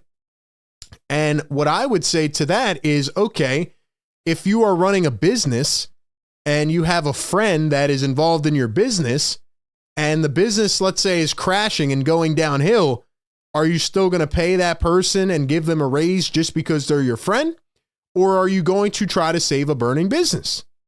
Sometimes business is business and friendships are something completely separate. You know what I mean? So as much as we love Joel, and I do think he has sacrificed a lot, and I think he's put his body through a lot, and I feel terrible for him that he's in his current situation. And I think that the Sixers have never helped him enough and given him enough support around him. But at the end of the day, you just can't give him that extension. You can't give him that 3-year extension that, by the way, does not kick in until next season. Until next season, man. So, yeah, I just think, those bad decisions have now kind of handicapped where the Sixers are at. So, Those are my thoughts, man. Call into the show. Phone number 339-207-7171 as we continue to break down this miserable loss. We'll go to the phone lines first. Let's see who we got on the line, man. Yo, what's up? What's your name? Where are you tapping in from? Hi, it's Dax calling from London, Ontario, Canada. What's going on, man? London on the phone lines. How are you, man? How are you feeling? I'm okay. I can't believe tonight. It was ridiculous. And I was just wondering, like, why can't we buy out Paul George at this point? And, take a loss on it. I mean, overpaid. He just came back from injury, and then, he's injured again. I mean, he's done nothing for the team, and he's taking so much money. Just eat it and move on. Yeah, man. I think what they would have to do is called a waive and stretch, kind of like what the Bucks did with Damian Lillard, where they would have to technically waive him because he still has multiple years left, and then it would like count towards the cap like a certain amount each year until the end of the deal. But yeah, man, it's that number is brutal. Same thing with Joel. That Joel Embiid contract, man, that thing's not supposed to end until 2029. Yeah, it's crazy because with the young guys that we have, I feel better with Edgecombe and Maxey. Even Aubrey, I didn't even see him. Like, why isn't Aubrey trying? I mean, he's hurt. The injury bug is really terrible right now. It's a killer. Everybody's banged up, man. We have, 7 guys out now with injury and counting. I mean, how come every year we get to a point where the Sixers have like 8 players out on the roster? And why couldn't they put Lowry in tonight? There's, he won a championship with Lowry. Maybe old, but I mean, he can still play. The fans wanted to see him, man. I mean, he could have ate up some minutes, but yeah, you got guys at the end of the bench who are old and don't even play. So this whole team is just in trouble right now. Well, it's good to talk to you, RB. I follow you all the time. So hey, appreciate it, man. All right, well, take care. Appreciate the call, man. Shout out Jack from London on the phone lines. Let's go to the Discord. We have my boy Exclusive waiting on the Discord. Exclusive. What's going on, man? How's it going, RB? Can you hear me? Yep, I got you loud and clear, man. Yeah, man. For the most part, I don't really have much to say. I mean, this is obviously a really tough watch all around. But, I think the one thing that stands out to me, I know we talk about offense and having our stars and everything, but I think what stands out to me in games like this is just the defense, right? I mean, I think the defense as a whole it's a mentality, right? You need to have the mentality every game that you're going to come out, you're going to guard people, right? Yeah. And that's not just on the ball. I feel like it's also just like your ability to rotate quick enough and really communicate on offense. I mean, there's a few times when, sometimes when I'm watching a game in real time, you'll catch it. If you watch it back, you'll see it. There's just sometimes where, we lose guys when we're in help defense. Like we lose sight of the ball and the man, right? We're so focused on the ball, they're making a quick little cut to the corner and they're cashing out on a 3. Right. I also think contesting wise too. I mean, I think I said it before on the show. It's like they're pros, right? If they're open and they have a decent 3 ball, they will hit those, right? More often than not, open threes are. It's almost expected at that point at that level when you're a perimeter guard. That's competent, at the end of the day. So I just think it's a defensive thing as well. You look at what we put up per game. I think I saw like. We're averaging like 118 points per game. I mean, that's not necessarily terrible. It's not great. It could be better. It's not terrible. Let me ask you this, man. Like, and I agree with what you're saying wholeheartedly. And I feel like we've said it every game. Like their perimeter defense is horrible. They're not in good positioning. Their rotations stink. I don't know what they were doing tonight trying to go to zone against this team that's shooting lights out. But it's hard for me to, again, be mad overall at the performance. Again, I don't like the effort level tonight. I thought it was brutal. But, like, how many games are we going to go without this team having, 6 of their players, Like, how much of that can make a difference versus they're just not doing the right things technique-wise, Yeah, no, I agree. I feel like having depth in general is always good. You need I feel like depth is a very important piece, in my opinion, to any successful team. Any team that can load up their roster with pieces that could contribute. I mean, that helps. I mean, all things work together. Think about it this way, right? you have guys that are starters are taking up a lot of minutes, right? I mean, at the end of the day, it gives your role guys some more time on the bench, and they give you more fresh legs, right? That's just like kind of one of those intangible things you can think about as well. It's like, at the end of the day, all things work together. You have the depth. I feel like in a lot of ways, you have a lot more fresher legs. You have a lot more. I guess, fill-in guys for instances where someone does go down in the game, right? I think it goes without saying, but yeah, you definitely need the depth piece. You definitely need the people that you've invested so much time and resources into. Here's something I'll well. respond to you with, exclusive. And again, appreciate everybody calling in and all this stuff. But the OKC Thunder, right? They have a stacked roster, ton of young players. We know what they have. They have a guy on their bench right now who, by the way, might be in the running for Sixth Man of the Year, named AJ Mitchell. I don't know if you're familiar with him, but Yeah. this guy barely played last year. He was a stash on the bench, and he's like 23 years old or 22. And this guy is young, athletic, can shoot, can pass, can do everything. And he's sitting on the end of the bench last year doing nothing on a title team, and now he looks like a Sixth Man of the Year. My point being, the 76ers have two players that are 38 and up on the end of their bench in Eric Gordon and Kyle Lowry, who can't play, can't move around well, can barely do anything. They don't have anything left in the tank. And they're on the team, in my opinion, because they're seasoned vets and they're friends of the coach or the organization. So my point is like, why not have two athletic guys there?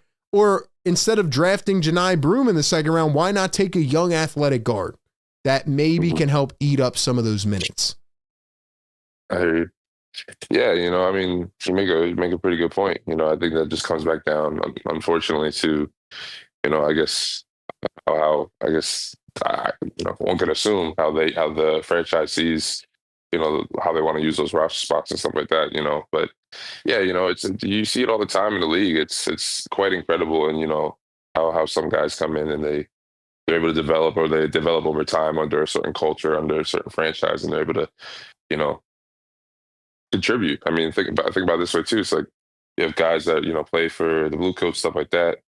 I think the ultimate goal is to have them come in and contribute at some point. At the end of the day, I mean, we had Paul Reed way back when, where he was on a 2A, I'm pretty sure, right, and worked his way into like a pretty legitimate rotational spot for us at some point. And you had, I think, Jaden Springer as well. Kind of worked his way until we moved him. But point being, like you said, you have. At the end of the day, you have some interesting pieces at the end of certain benches here, and I think it's actually I guess influenced by the overall culture and the way the team or franchise was to go about building those guys up. Yep, there it is. That's the word of the night, man. Culture. Exclusive. Appreciate the call, my guy. Hey, thanks for having me. Shout out Exclusive on the Discord. That is the word of the night. Culture, man. Remember a couple years ago when we kept saying the Sixers need to bring in these dogs and these tough-minded individuals, and we kept saying, man, why are those players coming to Philly and playing different? Why are they not being themselves anymore? And it is because of culture. Instead of creating a new culture, they are adapting to the culture. They are adapting to a team that, is not strong-minded in the fourth quarter. I'm talking about years ago. And they're adapting to a team that isn't, I guess, preparing the right way to be strong-willed. And, I just think there's something to be said about that. I mean, you look at Oklahoma City, like I said, AJ Mitchell, Sixth Man of the Year candidate. OKC is so good they had to trade a piece away because they had too many. And you look at these other guys that get opportunities around the league, they start to show some potential. They start to show some flash. I mean, look at the Orlando Magic, for example. This guy, Anthony Black, did nothing the first 2 years. Plays against the Sixers, has 31 points. I mean, only the Sixers could make a guy, exceed what he has done his entire career in one night. In one half. He had his career high in the first half. I mean, it's unbelievable, man. Tyrese Maxey on tonight's game. We have to flush it. Got to flush that one. Maybe that's a nod to Jalen Hurts. That's not who we are. Just flush that one, get ready to play, have a good Thanksgiving, and be ready to play. I mean, I guess that's all you can say after this debacle. got to move on and forget it, right? But like, how do you forget that? This is one of those games that I will not forget the entire season. There's always games in an 82 schedule that you will love, that you will absolutely hate, and then there's about 80% that sit in between. There's moments you remember, but this is one of those games that is going to stick out like a sore thumb, and I'm pissed off about it. But honestly, I might be more pissed off about the injuries than the actual game. Because as I said at the beginning of this postgame show, I am sick and tired of these players playing one game and then being out for 5. It's not going to work.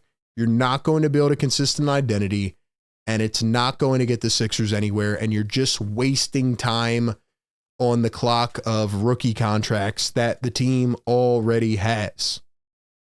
By the way, with the Magic, did I mention Paolo Banchero didn't play tonight? Did I mention they were missing maybe their best player? Nope, I didn't even say that because there's no point. There's no point, man. I'm just frustrated, man. I just want to see the team play, and I don't know if we'll ever get there. I don't know if we'll ever see the team at full strength. But to give up 86 points in the first half, like that goes completely against the philosophy that Nick Nurse had at the beginning of training camp, that he wants the team to, he wants the fans to leave every game feeling like the team worked their ass off. Yeah, okay. Okay. Let's see. Player of the game. Player of the game, as we always do here on the Sixers postgame live show. One of the toughest games of the year. But I never thought I'd say this, but the player of the game goes to Anthony Black. Never thought I would utter those words, but that kid was incredible tonight. 31 points, 12 of 17, 4 triples, 3 assists, 28 minutes a game. He was amazing. And he broke his career high by 8 points. Wild, man. Wild. Wild stuff. All right, we go back to the Discord. My boy Cool J waiting to talk to us. Cool J, what's going on, man? Yo, RB. Yo, what's up, man? Man, what was that? This is the energy I need, Cool. I've been waiting for this energy, man. I need someone to get pissed off, bro, because I feel like I'm the only one that's like seething inside right now. Yeah, I mean, I'm not even gonna yell about it, but I'm just gonna get it off my chest. So the very first thing to talk about, like, we are gonna talk about the game. Like the game we all saw, this was disaster. Like you can say that to summarize this game, think of it as Murphy's Law. Everything that can go wrong went wrong. Yep. And like in the brawl that I saw, that fight, Drummond like clapping and smiling and all of that, like, what are you? 10 years? What are you? 5 years old? Like, I mean, you're not taking the game seriously, and that's pretty much what kind of describes this organization. Like, they're not taking this game seriously. Yep. Go talk about the medical staff itself. Like, all should literally go back to school and just learn about trying to get people healthy. Like this team keeps getting injured, and like now you have 7 people. Like, they're literally dropping like literal flies, and that's like, I don't know what he needs medicine. You learn about medicine, learning about how to like fix legs or something like that. Like, I don't know where to go from there with the medical staff. Then we go to the trainers. Like, how are you going to train these guys to try and get better? Getting up to the rim. How are you going to teach them to defend? How are you going to teach them to like, I don't know, like play offense? Like, we've seen nothing of that this game. And defensive wise, we haven't seen any defenses like put their arms out, like try and block shots. Like, what? Like, why are we not doing that? And then we go straight to go over to go to both PG and Joel Embiid. I think that we should also learn about budgeting, because you're paying these guys so much money and they're not even on the floor, and they should learn like, you're paying this money. You know why you get paid money? You get money, and this goes like learning about jobs, because they learn everything about getting a job, and building a company. The reason why you work is you work, you get money. If you don't work, you don't earn money. You're paying these guys to like sit down and rest and not do anything. And you're paying like millions of billions of dollars, and they're not even on the floor, not even 100% of the time. And that's also insane to me because Paul George and Joel Embiid haven't played, with the whole full team yet. And Maxey, I feel bad for him because I know Maxey's gonna be very upset with this game because I feel bad for him because we're running him. He's trying to do everything for this team. He's probably I've never seen so much leadership from him leadership from this guy, and I know he's a leader and he's born to lead this team, but we're running him down to the floor, and I think also blame on Nurse too. I mean, I know he shouldn't be, but I mean, you have other people as well. You have Quentin Grimes, a good choice. BJ Edgecombe, great choice. And this team has a lot of depth, but you should play those guys and give them minutes. And I feel like we're pushing almost those waiting for Paul George to come back. And I don't know when that's going to happen because this team is still trying to sugarcoat everything and say these guys are going to be coming back very soon. Like after all the injury reports we've gotten from this team, like when are we going to see this team healthy? Is that going to be like maybe the near future, like months from now? Never, man. It's never going to happen, man. Oh man, Cool J. I appreciate the call, bro. Cool J. Are you kidding me? We're going to the playoffs. We have the Thunder. You have the Pistons who are on a 13 winning streak. We have the Thunder who are 17-1. Like, do you think we're going to make it past these two teams who are hot? Yeah. On a hot streak. They're all catching strays, man. They're all catching strays tonight. I'm glad you're feeling the same way I am because I was thinking I was crazy for a second, but yeah, man, I'm pissed, bro. I'm pissed. As you should be. All the fans should be mad about this, and everyone should be getting a refund for what kind of awful performance we had. They really should, man. If I went to that game tonight, I would request a refund. Literally, man. Cool J, appreciate the call, my guy. Of course, thanks for having me in. Let's go, man. Best call of the night right there. Drop the fires in the chat. That was awesome, man. I was just letting him cook because I wanted to jump in so many times, but he brought up two great points that I wanted to hit on real quick, man. Number one, when does Tyrese Maxey have enough? This guy Maxey's playing 42 minutes a game without his boys out there, man. Like, when does Maxey go to Nurse and say, man, give me a damn day off? I'm tired, bro. He won't do it because he's Tyrese Maxey. Tyrese Maxey, fan of Philly Take with RB, who came on this show and said he wanted to set a tone and that the Sixers were going to be fine and that everybody was going to be healthy. Well, Max, I tried to ask you about Joel, man. You said he looked good. He did look good at the beginning of the season, maybe for like a game or two. But then we get to this other point of injury management, and it's like, when does Nick Nurse have enough and just say, you know what, screw this, man. I got better things to do in my life. I've won everywhere, and this is really a hit to my ego. When does Nick Nurse get fed up?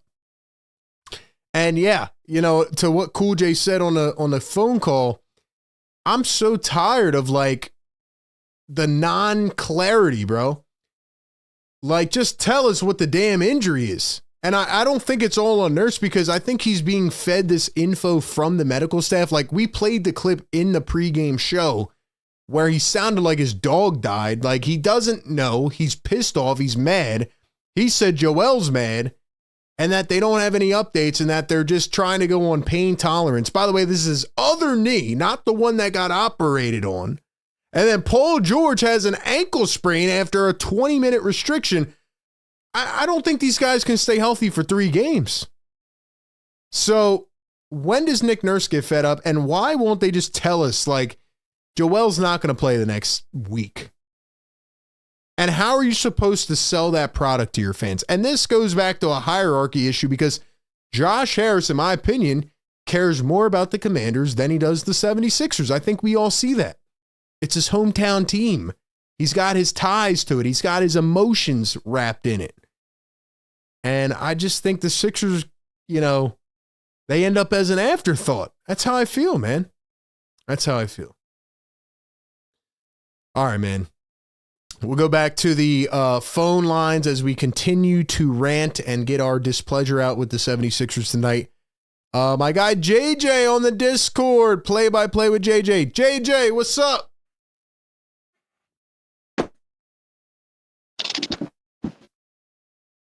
JJ, what's up?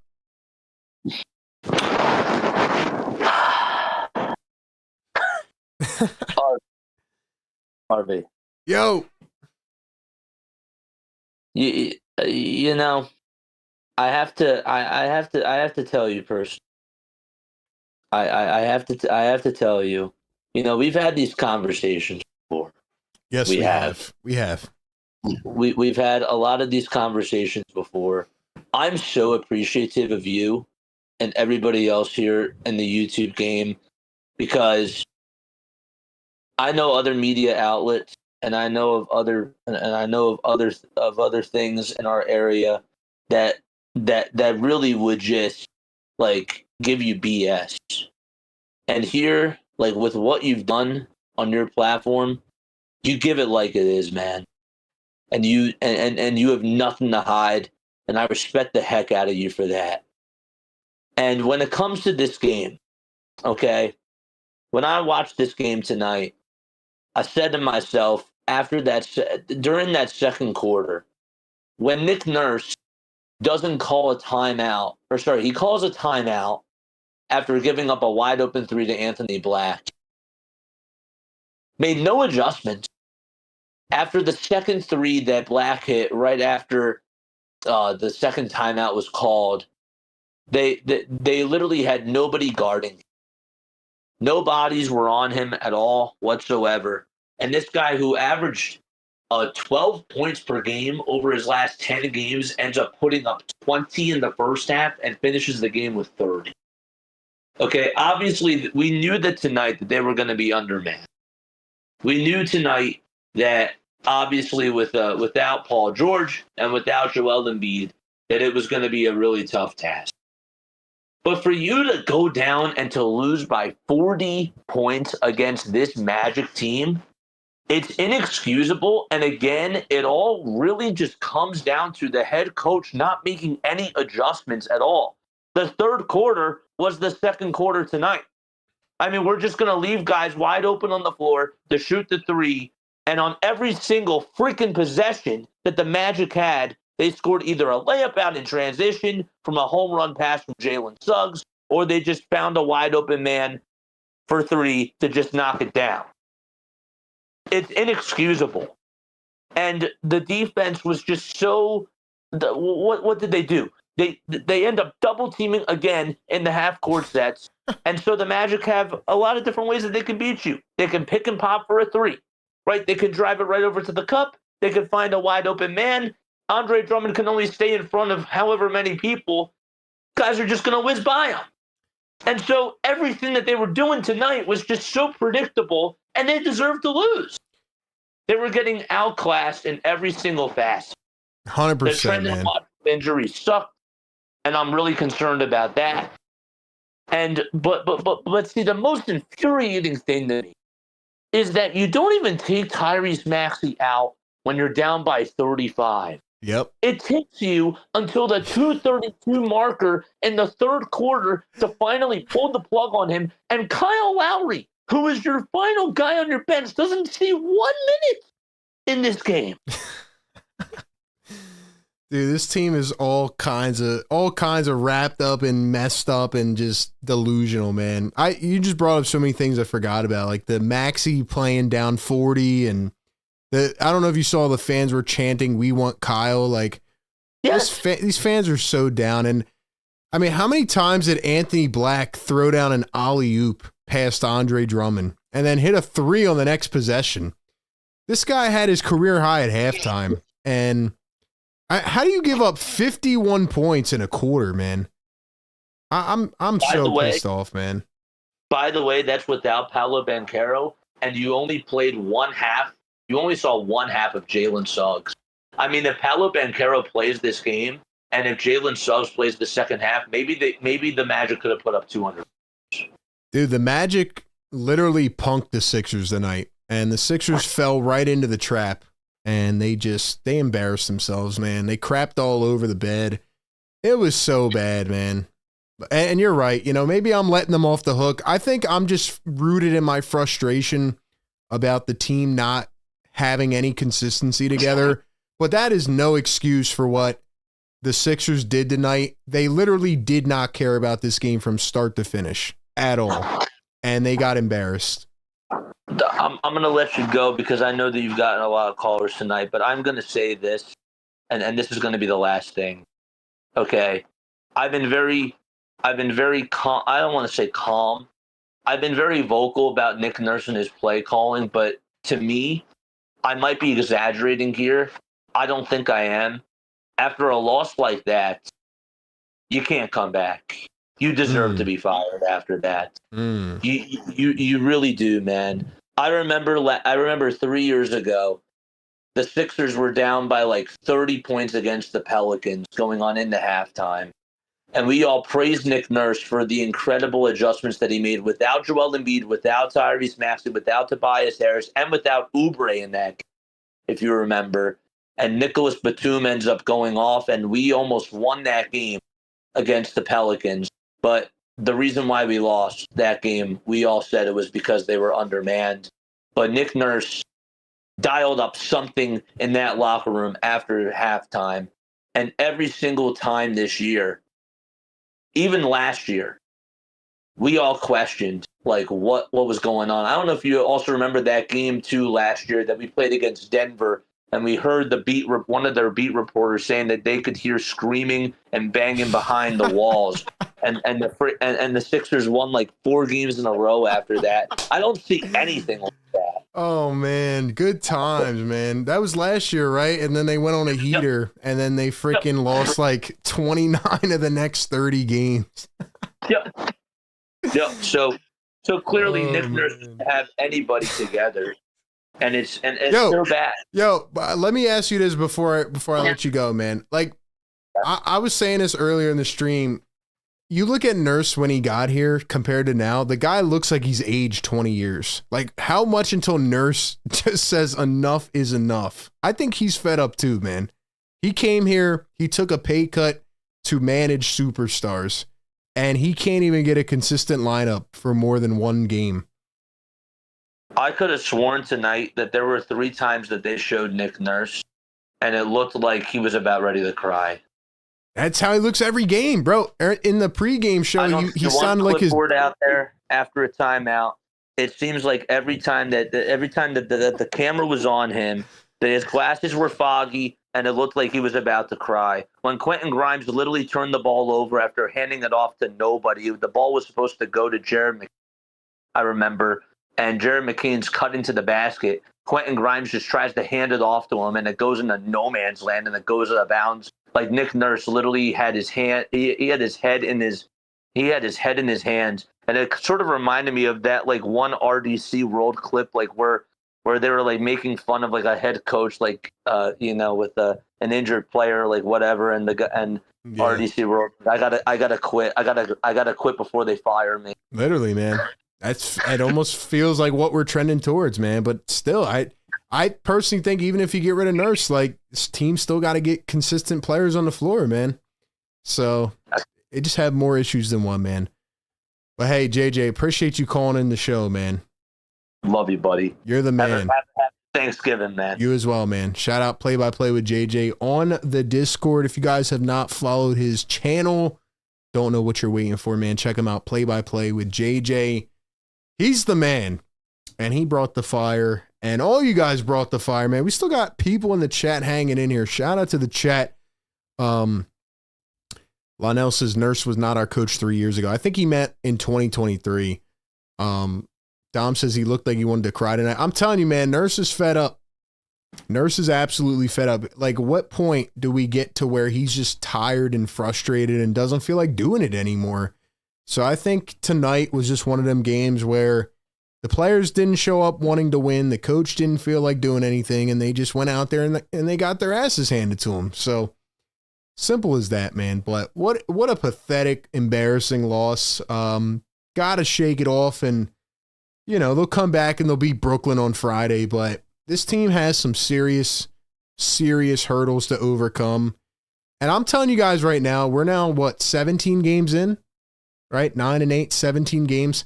If the Sixers, after the next 3, I'm giving them 3 more games, but if we are still dealing with these injury things and Joel's not back and Paul George is out, when we get to game 20, I'm going to probably mentally check out as well.